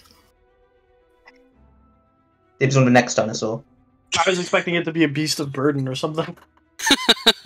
Yeah, it'll carry Emek. I'm gonna name her.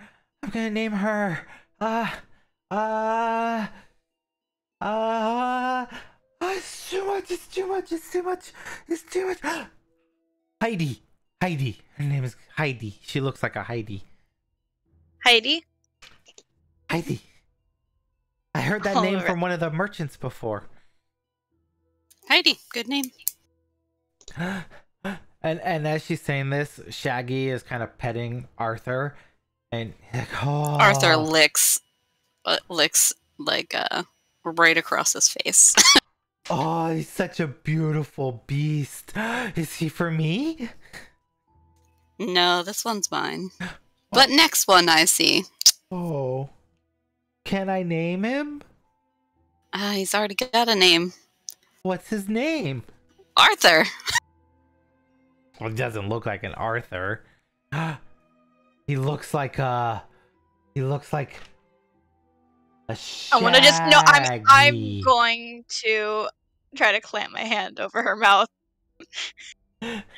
Let Teddy have this. All right. You've named every other animal. It's not Emek. That was was Shaggy.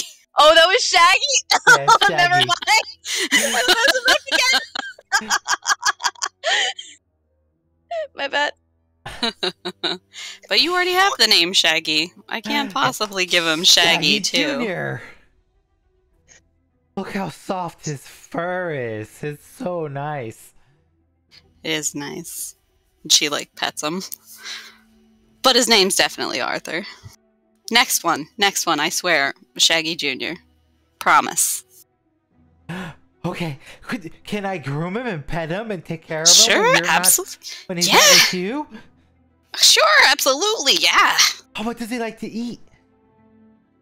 Well, we were just discovering that he's not particularly fond of...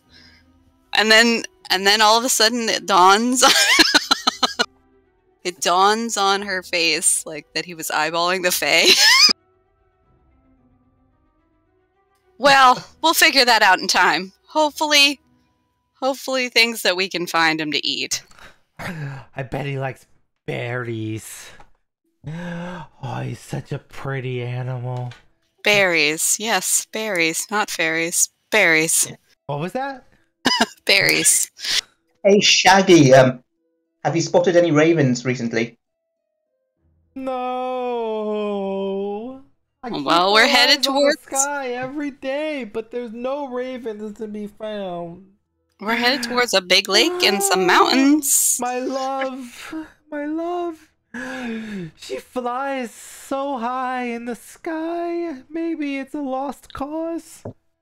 I think I just see a bird back behind your head. I don't know what kind of bird it is. He But angel? turns to look.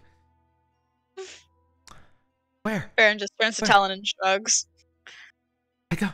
In Did it fly the away? sky. Did it go? Yes, in the sky. He looks up at the sky. He's like, I don't. Where? I don't. Oh, I don't it see. flew away. It flew away just like my love did. No one loves Shaggy. Aw, we love you, Shaggy.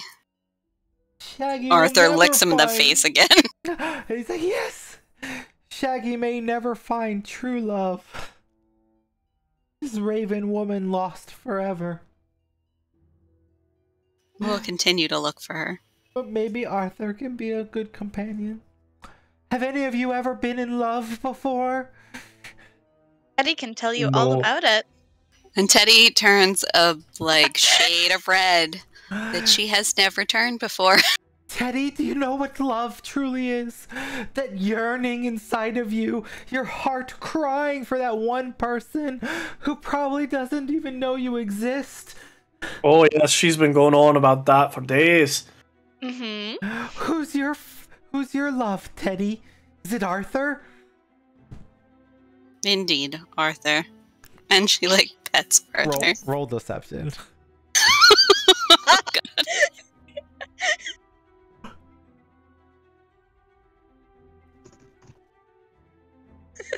Oh my God. You're not being honest with me, Teddy. Who do you really love? Is it one of the people here? And he looks at the rest of you.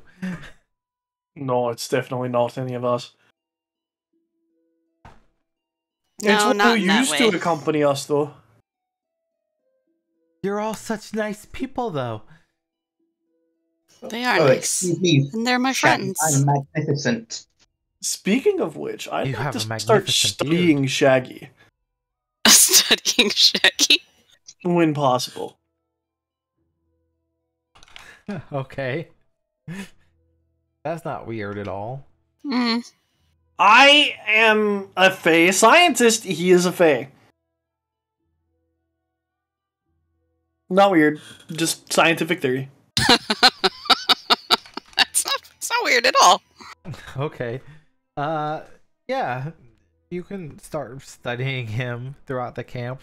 Stalker. I'll start Oh my taking God. notes and stuff. Everybody in this group's got problems. The primary thing you see is his hair is like its own living creature almost. Constantly moving. In fact, his beard appears to be petting Arthur even as you're all talking right now. Odd. What? Oh, you can confide in me, Teddy. I know the pain of heartache. Teddy just kind of looks like she's considering for a moment, and she shrugs, and she's like, I don't know that it was necessarily love, but I did do like Picano, and I Picano? can't Oh, find him anywhere. You like bad boys, huh, Teddy? Is it because you There's both have nothing- different colored eyes? There's nothing bad about him. His eyes are lovely. Or now, there's nothing bad about him. Well, I don't know Picano personally, but it never looked like he was really nice to any of you, from what I saw. Well, he You did would give be me the correct. spear, and she holds up her spear. Yes, and he definitely did that willingly, and didn't throw a fit about it either. He did do it willingly. He does have two different colored eyes like you, though. Is that what attracted you to him in the first place? No, really, it wasn't. Is it because he's such a strong, strapping warrior? No, and not really that either. It's hard to explain. I heard that he is Oh, well, I guess I was successor. Is that why? No, that has nothing to do with it. What's the best feature Picano has? Yes, please, do tell.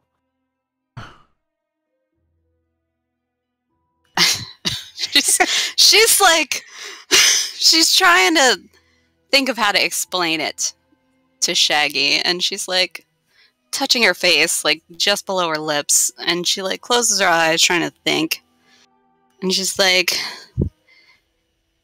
you ever meet somebody who you know is just trying too hard to act and look like they're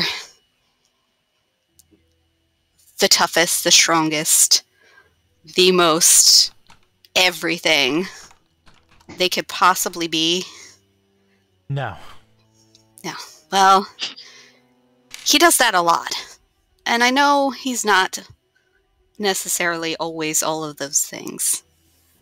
But he's trying to be that so that he can be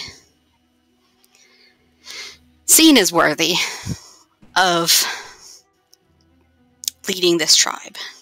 And he cares about the destination, the destiny of our following.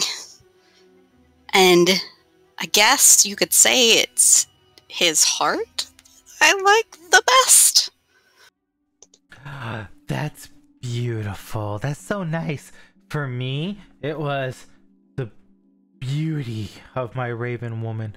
I've never seen such grace and poise, and she's so beautiful. She pulls your very heartstrings as she flies through the air, her raven feathers cresting her cheeks in such a way.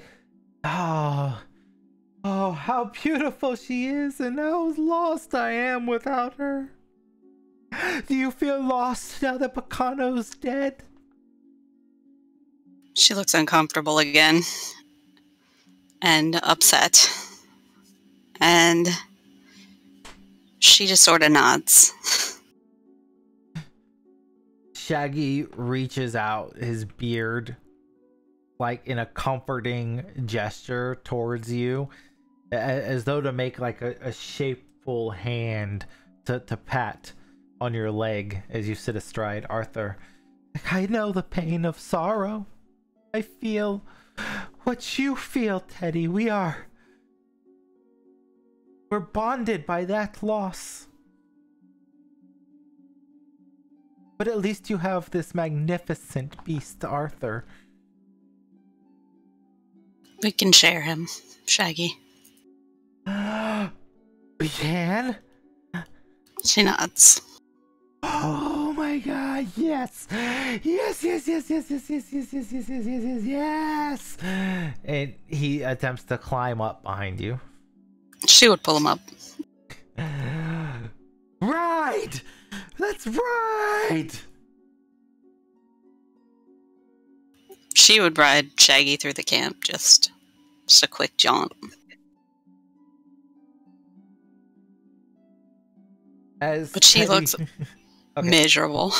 Teddy slowly rides off with Shaggy, kind of holding on with his beard wrapped around you.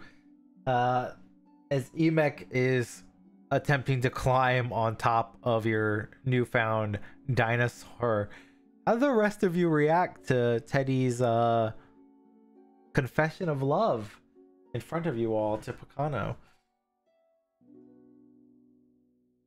Farron is both tuned out and also intentionally turned away as soon as Picano's name becomes conversation, and is just trying to help Emek get on the dinosaur. Lana took his happy to poke fun wherever he can.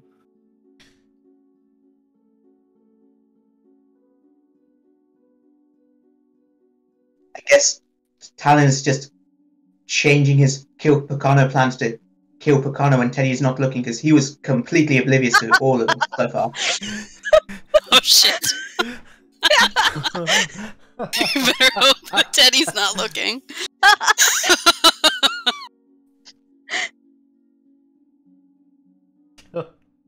I love it. Perfect. As another day draws to a close, we return to your scouting efforts. Where would you like to go next? By the way, should the burning mammoths be moving, or do we just not know if they're behind us? You've seen them move a bit if you've been paying attention. Yep, they moved once. Yeah, we got one square closer.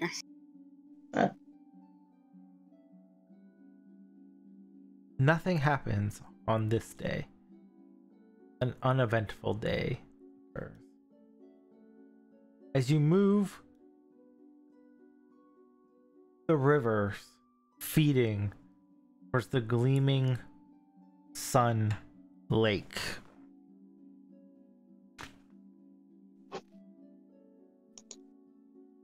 Wait 1 second.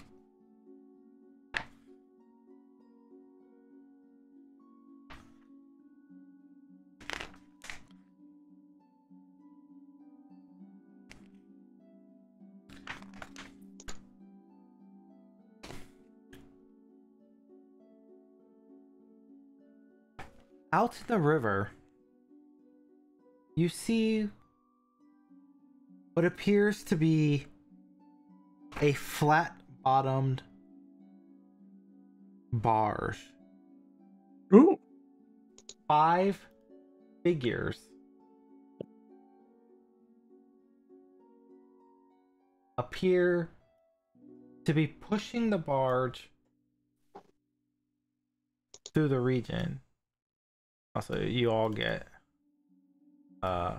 your rest for the night real quick. Oh, can I have taken my astrology check? Yeah. Go ahead and roll that. Ooh. What's a 2 get you? I think it's a negative bonus? Here. Let's see. Rolling a 1 is a -1 on a 2, you gain nothing. Okay.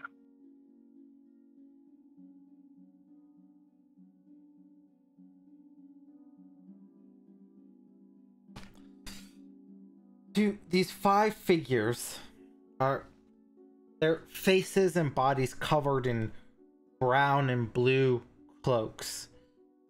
Difficult to make out. They see you as you begin to approach and wave in your general direction, almost beckoning you closer.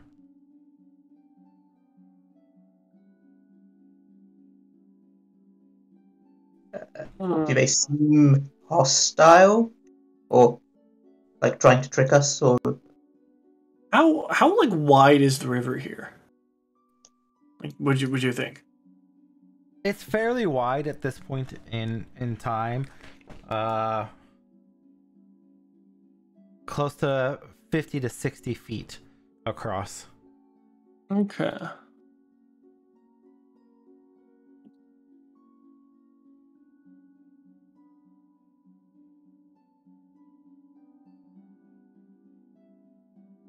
What was that?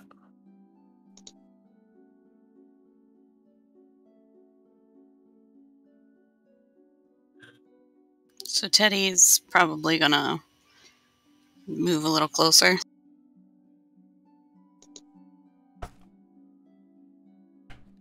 As you move closer, they slowly begin to steer their barge closer towards the shore. And Talon, Teddy, and Farron, you get the impression it appears that they look like they might be merchants of some sort, but something seems not right. to your presence. As they come closer, they begin gesturing more frantically, though they don't say anything at all. They just keep gesturing that you should come closer, holding up a few trinkets and goods, gesturing at them as well, as though to beckon you. Just kind of call out for Teddy to come back. I'll probably move forward to in line with Teddy, but no closer. Are they offering candy as well? A entire section of my book just fell out of the binding. My God. What? Didn't you like just buy that book? How old is this book? Yeah, like a whole section just fell out. Oh no. Hold on.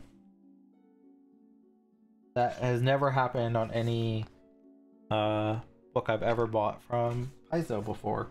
The whole front half of the book just fell out of the binding. Oh my God.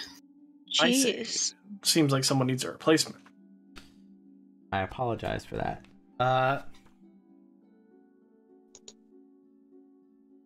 Not your fault.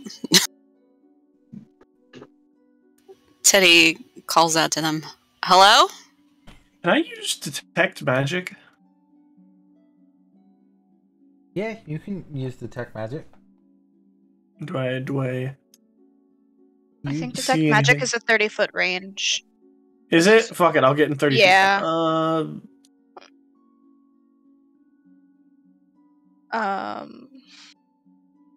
don't want to be the only one far back. Closer. I'll get a little closer. So do I get any hits? You don't sense anything magical. Can I try signing just like basic hello, who are you? See if they'll respond in that way since they're being nonverbal thus far. As you sign towards them, they kind of look at you and they gesture more frantically for you to come closer to the barge. One or two of them hold up what looks to be bottles of perhaps whiskey. Ooh! Teddy reaches out and grabs Lanatuk. Ah! Maybe you should come up here. I'm afraid of water and I can't swim. You know, all this heavy armor. I just gestured to myself. Several of them sort of nod as two of them kind of slowly come up on the shore. The others kind of move around. They start to approach all of you. What would the currency be? Is it like coins or artifacts of Mostly some it's kind? just bartering and trading of Okay. goods and services. Gold not as useful in the realms of the Mammoth Lord, of course. I wouldn't think so.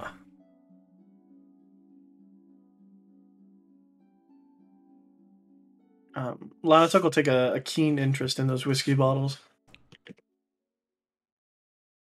As you lean in to take a closer look at the whiskey bottles,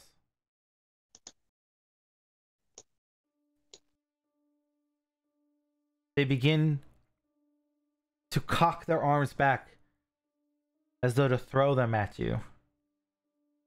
And the two who disembarked pick up massive, these large clubs that they had at their hand and raise them as though to strike you. And you notice attached to each of them, there's these long kind of ropes with loops tied into them as though to bind people by the wrists and perhaps hands. And go ahead and roll initiative as what you realize as you get closer to them is what you thought might be traitors are in fact slavers. People snatchers. Do I have to roll on my table for initiative? You don't have a spent spell slot since it's a new I did. day. Son of a bitch. Yeah, because each day we travel is a new day. Teddy.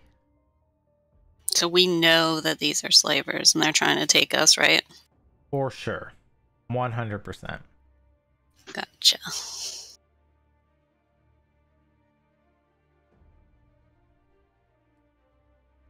Okay. So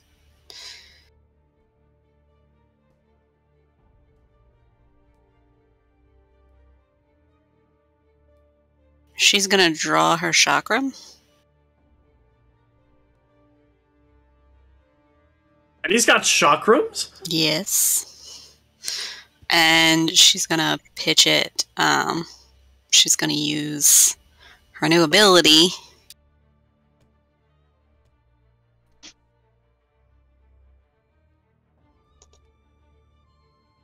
Rebounding toss.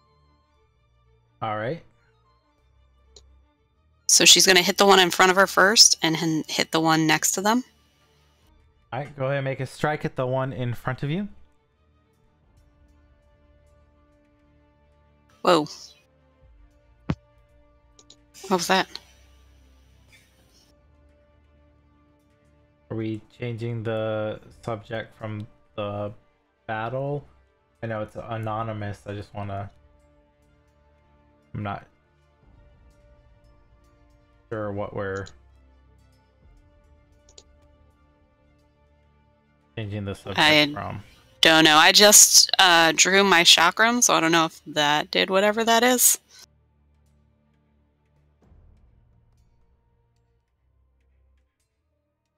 Hopefully not.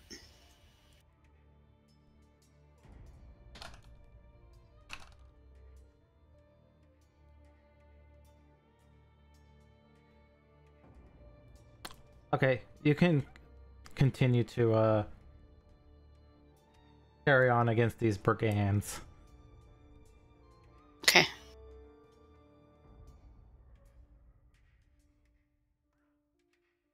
That's a miss. And then do I roll against the other one, or does that not even hit? You have to roll against the other one, but your map doesn't increase until after both strikes are done. So Okay.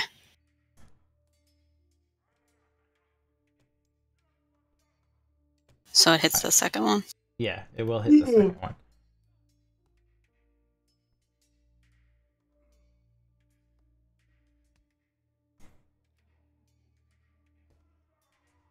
Alright. As that will end your turn, since that's Yeah. 2 actions. Yeah, that's my 3 actions, because I pulled out the chakram and then threw it.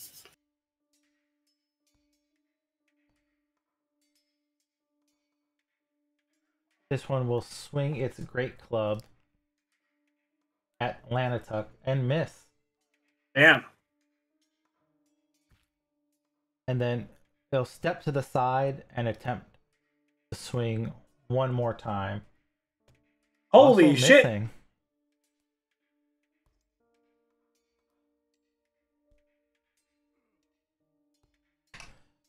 This one will throw a whiskey bottle at Lanatuck. What? Hey! And the alcohol strikes back as it slams into your head, shattering. It pulls out one more off of the barge and chucks it in your direction, critically hitting. Jesus! Is that crit damage? Yeah, that's the crit damage, so not that much. Okay. Dang.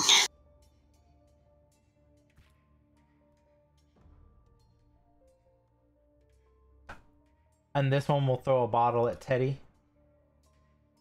And then draw another and throw a bottle at Teddy. Which one was the one that chucked a bottle at me? The top 45. one. This guy? Okay. Yeah, that. And this one will hit Teddy with a bottle. And then draw another. And critically miss. Dumps it on himself. Lana took is a little pissed. Not so much that someone chucked a bottle at him. They but that wasted the people whiskey. are wasting alcohol. And he's gonna, like, grab this guy. Can I target him, please? Please? There we go. He's gonna grab him, like, by the face and cast Burning Hands. Alright. He has to make a safe DC, I believe. He critically You're fucking succeeds. kidding me. You're actually kidding me. Alright, well, I literally can't do anything else. You still have an action, don't you? Yeah, but I do not have a weapon drawn. Nor do I think I have a weapon. I do not. So yeah, I mean, that is it for me. Baron. Yeah, I am going to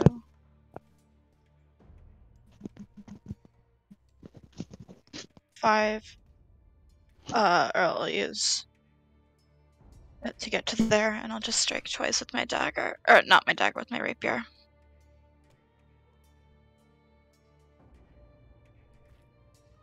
That will hit. And a second time. Would you have gotten sneak attack for that one? I didn't roll with stealth. Yeah, it added your sneak attack for some reason. Oh, sorry. There. Without sneak attack, that is just 6 piercing, or that is just 6 physical. It's 4 precision on that first one. So you can, so yeah, just 6 then. Alright. That will also hit. Okay. I've taken off the sneak attack.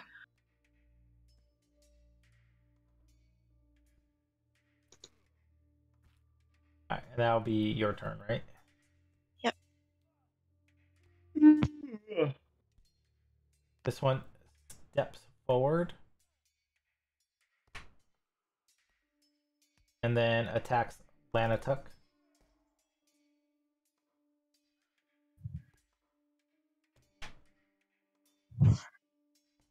Trying to knock you unconscious. Wait, dodging and weaving. You successfully dodge and weave as they're unable to land a blow against you. These non-lethal attacks making it harder for them to accomplish knocking you out. Talon. Yep. I can move through Lanatic space, right? Yes, it's just difficult terrain. Alright. I am going to move over here.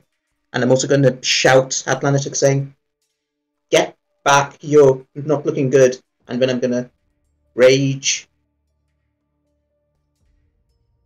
And then I'm going to hit this guy.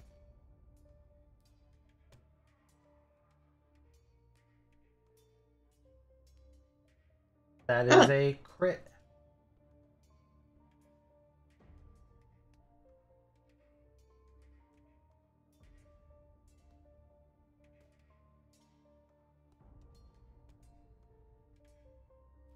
Looks like a one strike.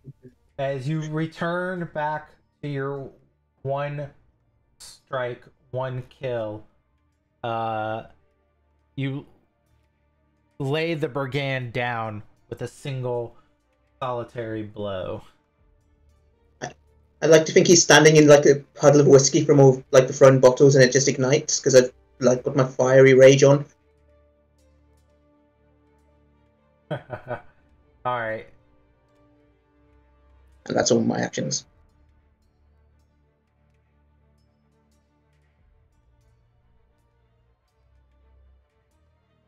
Teddy, it is your turn.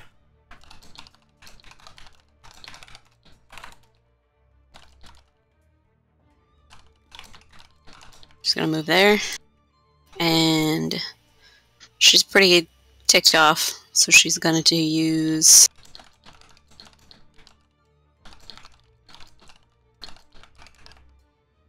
a power attack against that guy. Alright, go ahead and make with her your spear. strike attempt.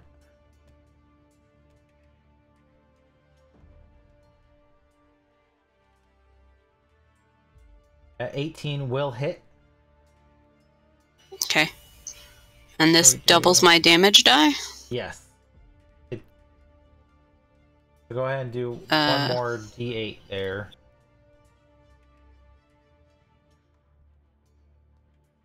So that'll be a total of 20 damage. Which is enough to slay him as well. That is the end of my turn. Oh, what just happened? That guy accidentally... No, it's his turn, because He accidentally got deleted off the Oh. counter for some reason. I don't know why.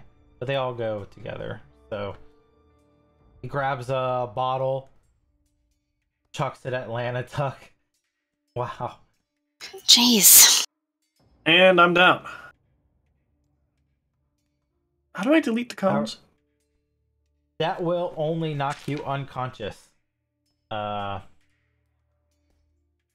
to dying. How do I get rid of the cones I set up? You gotta go to the cone field and then hit delete. Got it. Ah, gotcha.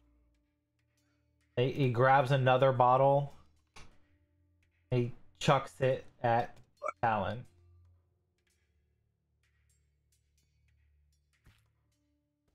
Critically missing.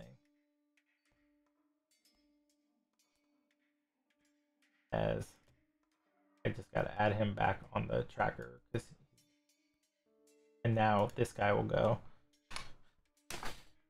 Grabs a bottle, chucks it at Talon, critically missing. And then he grabs a heavy crate off of the barge and chucks it where Talon's standing. Just kind of a bit beyond you. That's not. So, Farron and Talon both need to make a reflex saving throw as the crate shatters on impact. And I believe Farron has still stepped away, so I'll do their reflex save for them.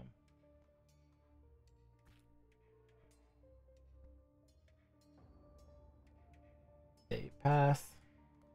So it'll be full damage to Talon, and then half damage to Farron.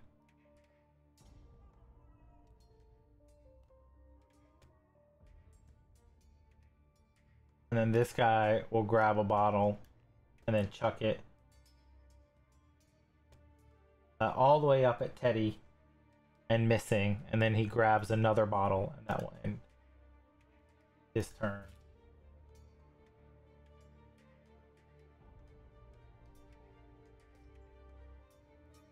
And it is Farron's turn.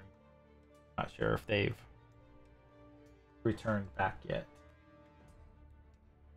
We'll pause for just a second, or I'll let Talon go real quick since they've stepped away, and then we'll see if Farron's back by then. Sure. So I'm just screaming in these guys' faces because they've thrown bottles at me and a box, and I'm pretty much fine. So I'm just going to start hitting. So I'm going to start with a 1. Can I still hit him with reach over there? Yeah. Cool.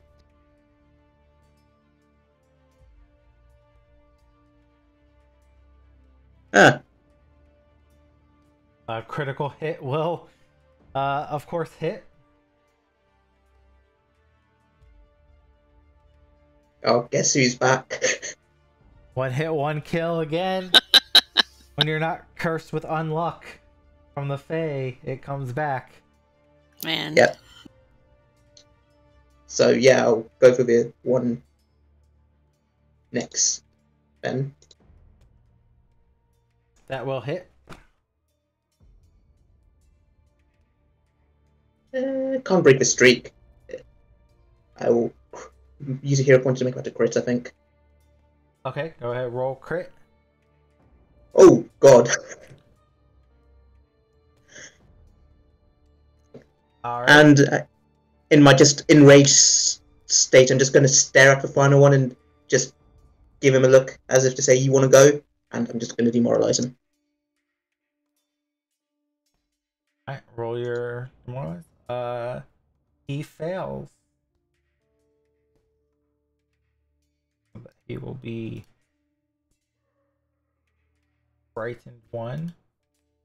And then we'll go ahead and let Farron take their turn now that they've returned. Yeah, I am going to first throw a dagger at the one remaining false merchant.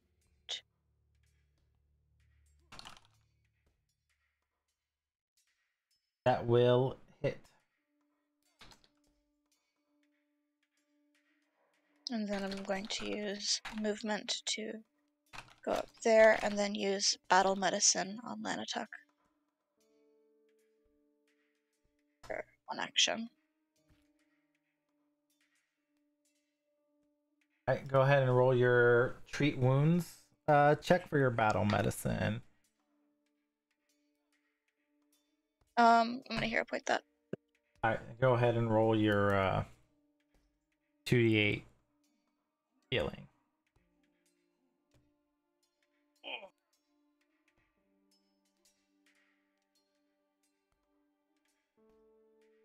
I'm alive. Huzzah! I Gasp That'll be my awake turn. as Farron administers their battle medicine upon you. was I electrocuted?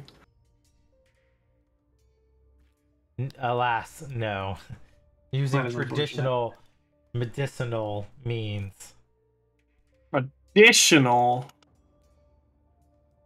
No electric arc in order to channel. Modern defibrillation. Teddy's gonna use Power Strike again on this guy. Okay. That will hit.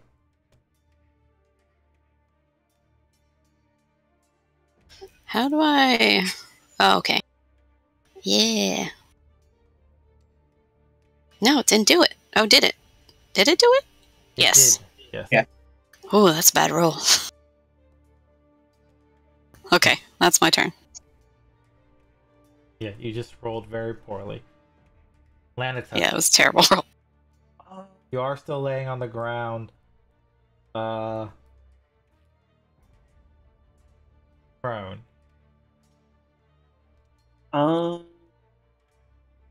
Yes, there's not really much I can do. How many actions is like getting up? 1.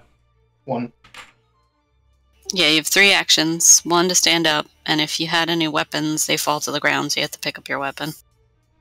Yeah, but Lanatuk doesn't have weapons, so... I do not have weapons. I have spells, and I cannot move and cast. I'll stand up and point a finger gun at this soul, wasting still more alcohol and electric arc his ass. Alright, go ahead and put that in chat. Yeah.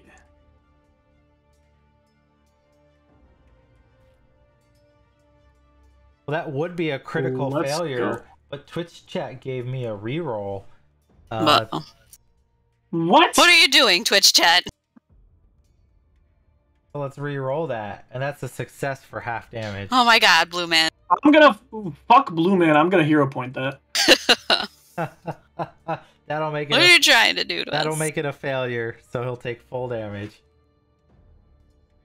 Go ahead and roll damage. The one good roll I get.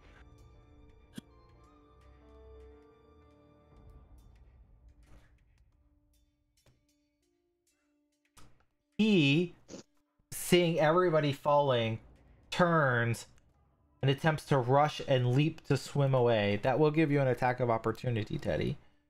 Oh, and she Since will you take are it. a fighter. They're not used to people getting those.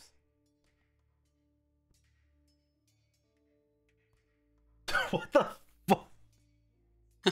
Okay. As you critically hit as the guy tries Goodbye. to run away.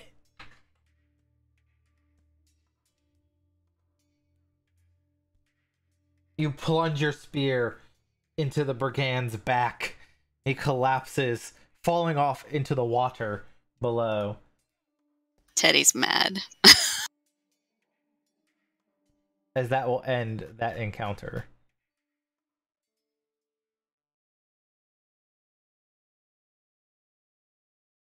I Are there guess any for whiskey bottles left?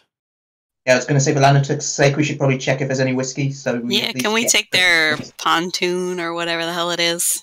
There's a small barge that has there's crates sort of full of various bottles of alcohol, as well as a small shack in the back with a closed door upon it. We're talking like refined alcohol, right? Decent, yeah, it's decent. It's not traditional, it's not like mammoth milk, right? It's actual like bottled whiskey Let's go. coming from the southern realms. Yeah, you're not getting all of this, Lanatuk. Like, do you know how long it's been since I've drank something which didn't come out of a mammoth? As the two of you argue over the crates of whiskey, from the back shack, you hear a faint call. Hello? Hello, is someone there? Teddy jumps on that boat and is running for the door. I don't know if we should pull for that one again. Teddy is a sucker. I will back Teddy up. Teddy tries to open the door. Is it locked? Is locked. It? She's gonna try and pry it open. Can I try to pick the lock? You can. After seeing Teddy juggle, I'm gonna grab my dagger on the way back first. As long as already having to pass by where I threw it. Yeah. If Teddy sees Farron coming up, then she'll step out of the way for them. Avery? But not far, just in case.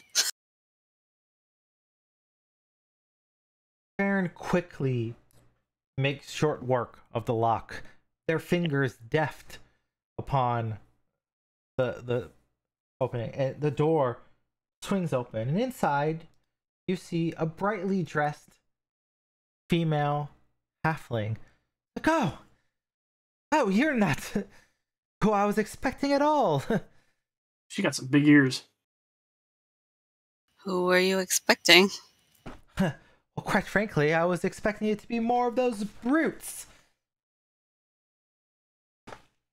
Is this your barge?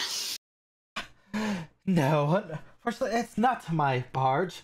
I am Harbina Farwander, adventure, explorer, map collector, I must say. Fortunately, I was traveling, exploring this great realm when I stumbled across these unsavory sorts. But let's put that behind us. That's not important. Who are you? I'm Teddy. Lana Broken Lana- Tusk. Lanatok would be picking pieces of broken glass out of his forehead and skin. Oh, are you? You're members of the Kelid followings? Like none of you? Well, you, the one who opened the door, looks Kelid to me, but the rest of you, not what I was expecting at all. No, I must make notes of this indeed. We're a following who believes in welcoming those who wish to join us. Oh, really? Oh, a Kelid following that welcomes outsiders? Oh, this is of great significance for my travelers. I must make a note of this. What is the name of your following? She starts scrambling for pieces of paper.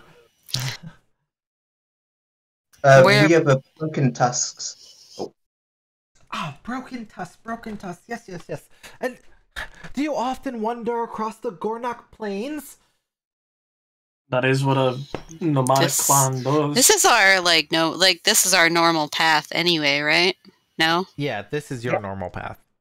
So this is she would tell her that this is their normal Oh, trek. oh, so intriguing. Actually, she moves over to another side of the camp, starts rummaging through a bag there. She pulls out this tattered and worn map. Like, I actually traveled here. I found this map. Once belonged to a spiritualist, I believe, that once lived here. He wrote notes, traveling eastward across the Gornak Plains. Perhaps you're familiar. He discussed once, let's see. There's to the west of here, there's a great place of standing stones. Yes, he marked it as a place, a rock loom. Rock loom. Oh, the ink is faded here. One second. Rock loom. Oh, indeed. As we're waiting, Lanatok's gonna prestidigitate the blood out of his clothes. Aww. Oh. So what I was looking, he mapped a good chunk of this region. Actually, I was exploring, following his notes here. Strange. Perhaps you could help me translate some of these pieces here. Teddy looks at the map to try and help. Oh, sorry, what did you say, Talon? Said, are you planning on traveling to this rockling place? I would advise against it right now. Well, actually, I was trying to finish where the place his map finished.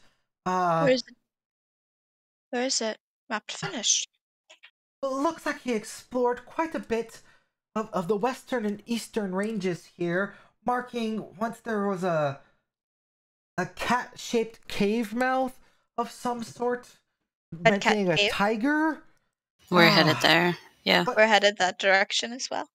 Oh, well, that would... Could I perhaps travel with you there? I'm curious what this tiger question mark means. Do you know what that could be? There's a great beast that we heard used to look over something for us and keep it safe.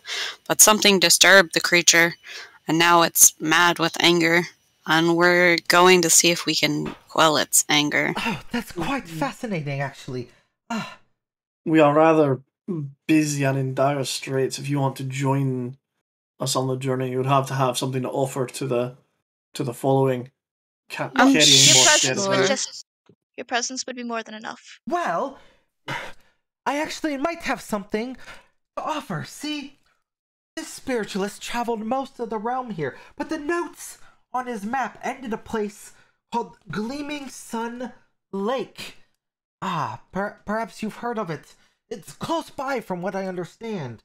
Now, what I've discovered is this spiritualist, had obviously made his way towards whatever this cave you mentioned was, and dealt with this strange tiger-like creature. But his notes end mysteriously at the lake. It was never heard from again. Now on the map, what I found were several distinctive umber-colored nettles that actually led me to a clue that I believe that perhaps this spiritualist and whatever treasure he may possess was in the Gornak Plains still. Now, when these unsavoring sorts here happened upon me, I heard them speaking that at the Glittering Sun Lake, there's actually a creature known as a kelpie there that likes to drown members and steal their treasures. I Kelpie, you say? Yeah, what? Kelpie, you say? Hey, kelpie. Are you familiar with them? Oh, yes, quite actually. That's what we dealt with earlier in the river, right? No, it's not. Well, it is a fae to my knowledge. It is a fae. Go ahead and make a nature check. Make it a blind roll.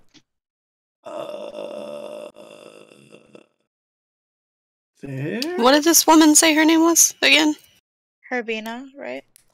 Harbina Farwander. So you know Kelpie Love water. And Yes, that's all you remember.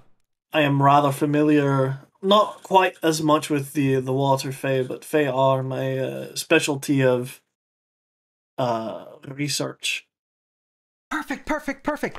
Then surely you must be aware that Kelpie love to drown and drag people through trickster deaths and watery graves. I'm sure that the spiritualist treasure must be buried wherever the Kelpie makes its nest. Perhaps whatever it has would be useful for you in your journey towards this cave. Of course.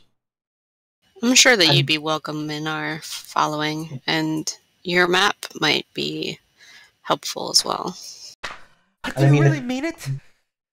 Oh, it sounds most Teddy exciting nods. to be able to travel with a Kelid following, exploring the vast, untamed wilderness of the realm of the Mammoth Lords. Oh, I would love to get to go on an exciting adventure and see all that you have to see and do and find treasure along the way.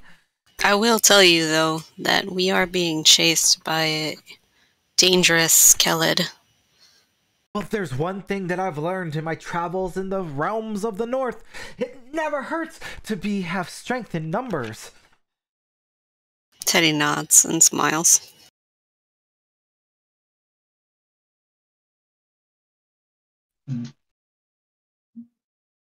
What's your Well, I specialty? mean, You said that you're an adventurer. My specialty is exploring.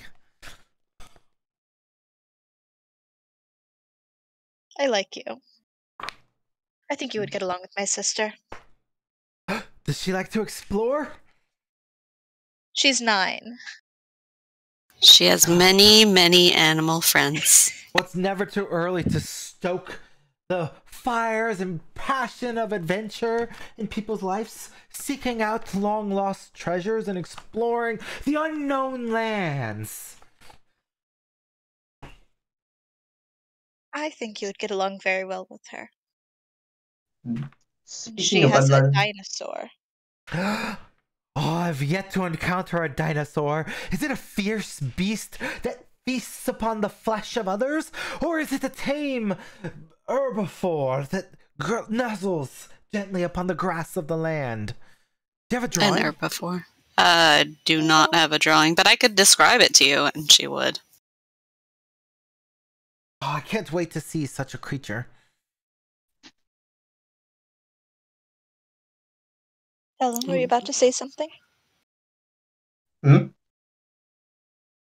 was just going to say, speaking of unexplored lands, maybe you should check this barge for anything useful. I mean, I feel like its owners don't need it anymore.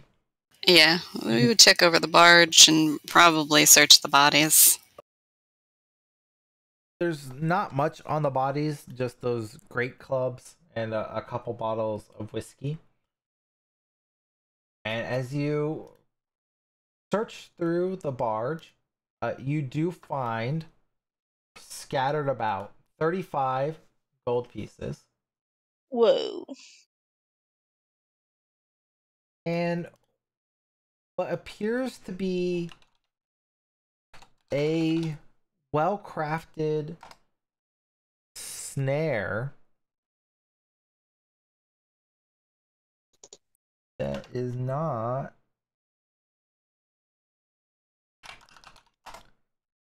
there we go. That appears to be designed in such a way to put targets possibly to sleep if they were to trigger it. Knowing how good Farron is with snares, she would give the snares to Farron. Yeah, Farron would take it and look at it very happily. Teddy would grab like 4 bottles of whiskey and take them with her. Yeah, I'll just take a couple for myself. 2 for her and 2 for Arthur. 2 bottles of whiskey for Arthur. I bet he's probably like a heavyweight drinker. He looks like it. So, Teddy, have you actually had, like, whiskey from the south before? No, but Whom is a heavy drinker? Smells pretty good. And she, like, sniffs Lanatuk. I'll wave her away. Chuckles. Throughout the entire barge, you could gather up 15 bottles of whiskey. And all As- of Helen them and in the I loot sheet. shall As much split as we them. can carry. Yeah. I mean, why don't we just take the barge with us? I mean, we're traveling down the river. Can anyway, we so take might the barge with us? Because Like, that would be a thing. Soon. We're going into mountains soon, so. I mean, Right. yeah, but we could take the barge up until the lake and then through the following rivers. Well, remember, I feel like it's you a got to little go bit- back and camp along with the following as well, so you can't really sail Yeah, down we I can't mean, the stay. yeah, river. but we can just camp next to the river and be by the waterfront for as long as we can. It is an easy way to carry supplies that will take the burden off of other people. That's true. We could put the kids on. Because we But are going to it's- follow a river a bit. That would still require moving those things onto the barge and then taking them off once it's time to leave the river. Yeah, that's true. Yeah, but we have to pick them up and take them off of whatever is already carrying them Yeah. anyways. Yeah, we're setting up and unsetting up camp every day as it is. So, I mean, But to transfer it into water onto a barge. Yeah. there's a reason people use barges for travel. It's because it's easier than taking things over land. It's not a very large vessel. Oh, but it can carry those that are sick or wounded or needing an easier time.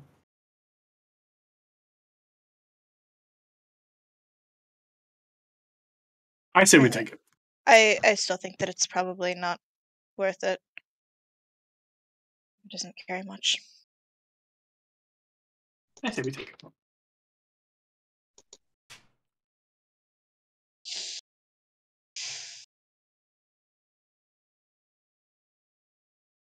It's ultimately your all's call on what you decide you want to do as a group.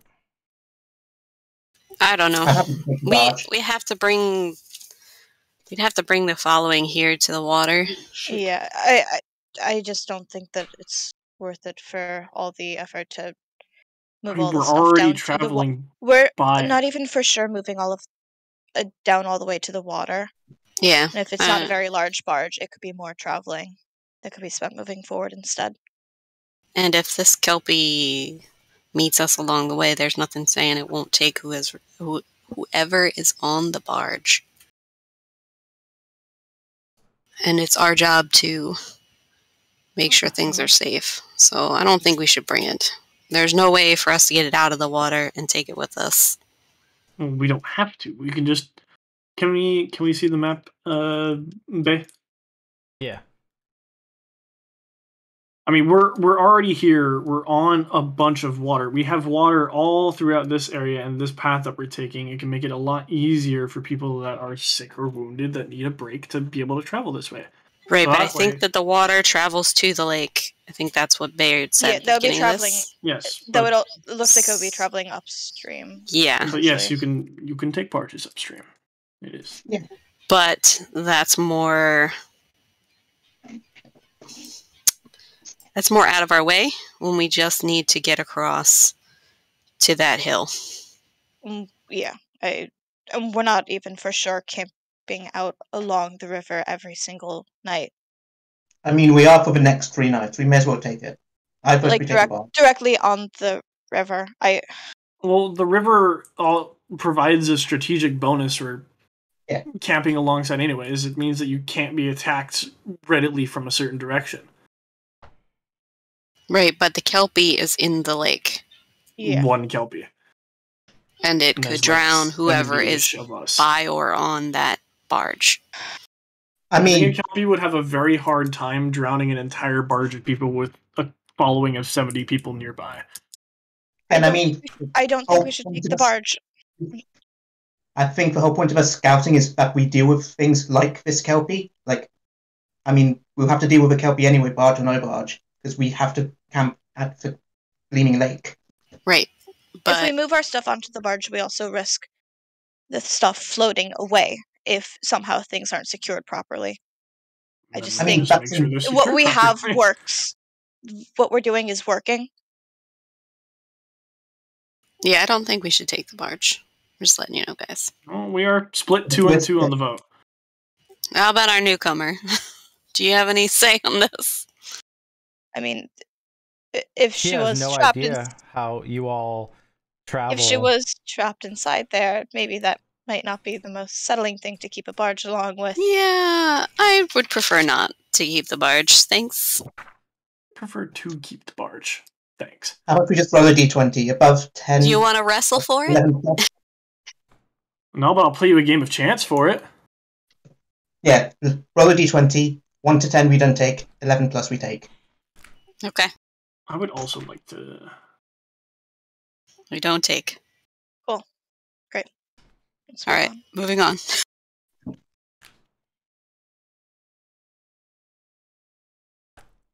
With your new follower in tow, you head back towards the river.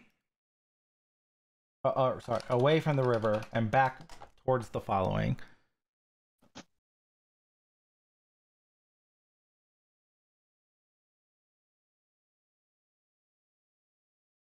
It takes a few hours, of course, since each of these hexes is many, many miles across.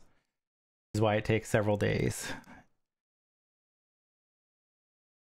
And you quickly return to the camp. Maybe an hour or two travel to get back where it's at. Your new companion looks on with excitement seeing the mammoths around the pen. She quickly begins sketching and making notes of the dinosaur that you have, the mammoths, and different people of the Kelid. And she slowly starts filling in parts of her map that she has, sort of mapping out the route that all of you are taking.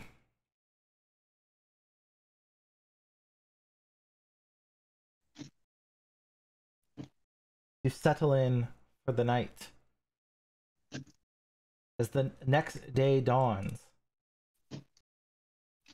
where do you choose to go? To, like, Yeah.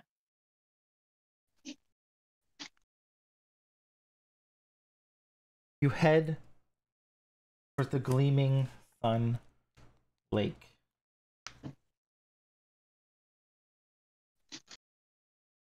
Small waves, the center of this large lake, reflect the sun and clouds, resulting in a bright mosaic of rippling light. In calmer times, the following used to camp for several weeks upon this shore, fishing and collecting useful reeds. However, this time, you don't plan to stop for more than a single day before continuing along your flight. And before we reconnoiter for the day, this is where we end tonight's session. Thank you for everybody who joined us out in Twitchland, and we shall see you all in 2 weeks. Have a great night.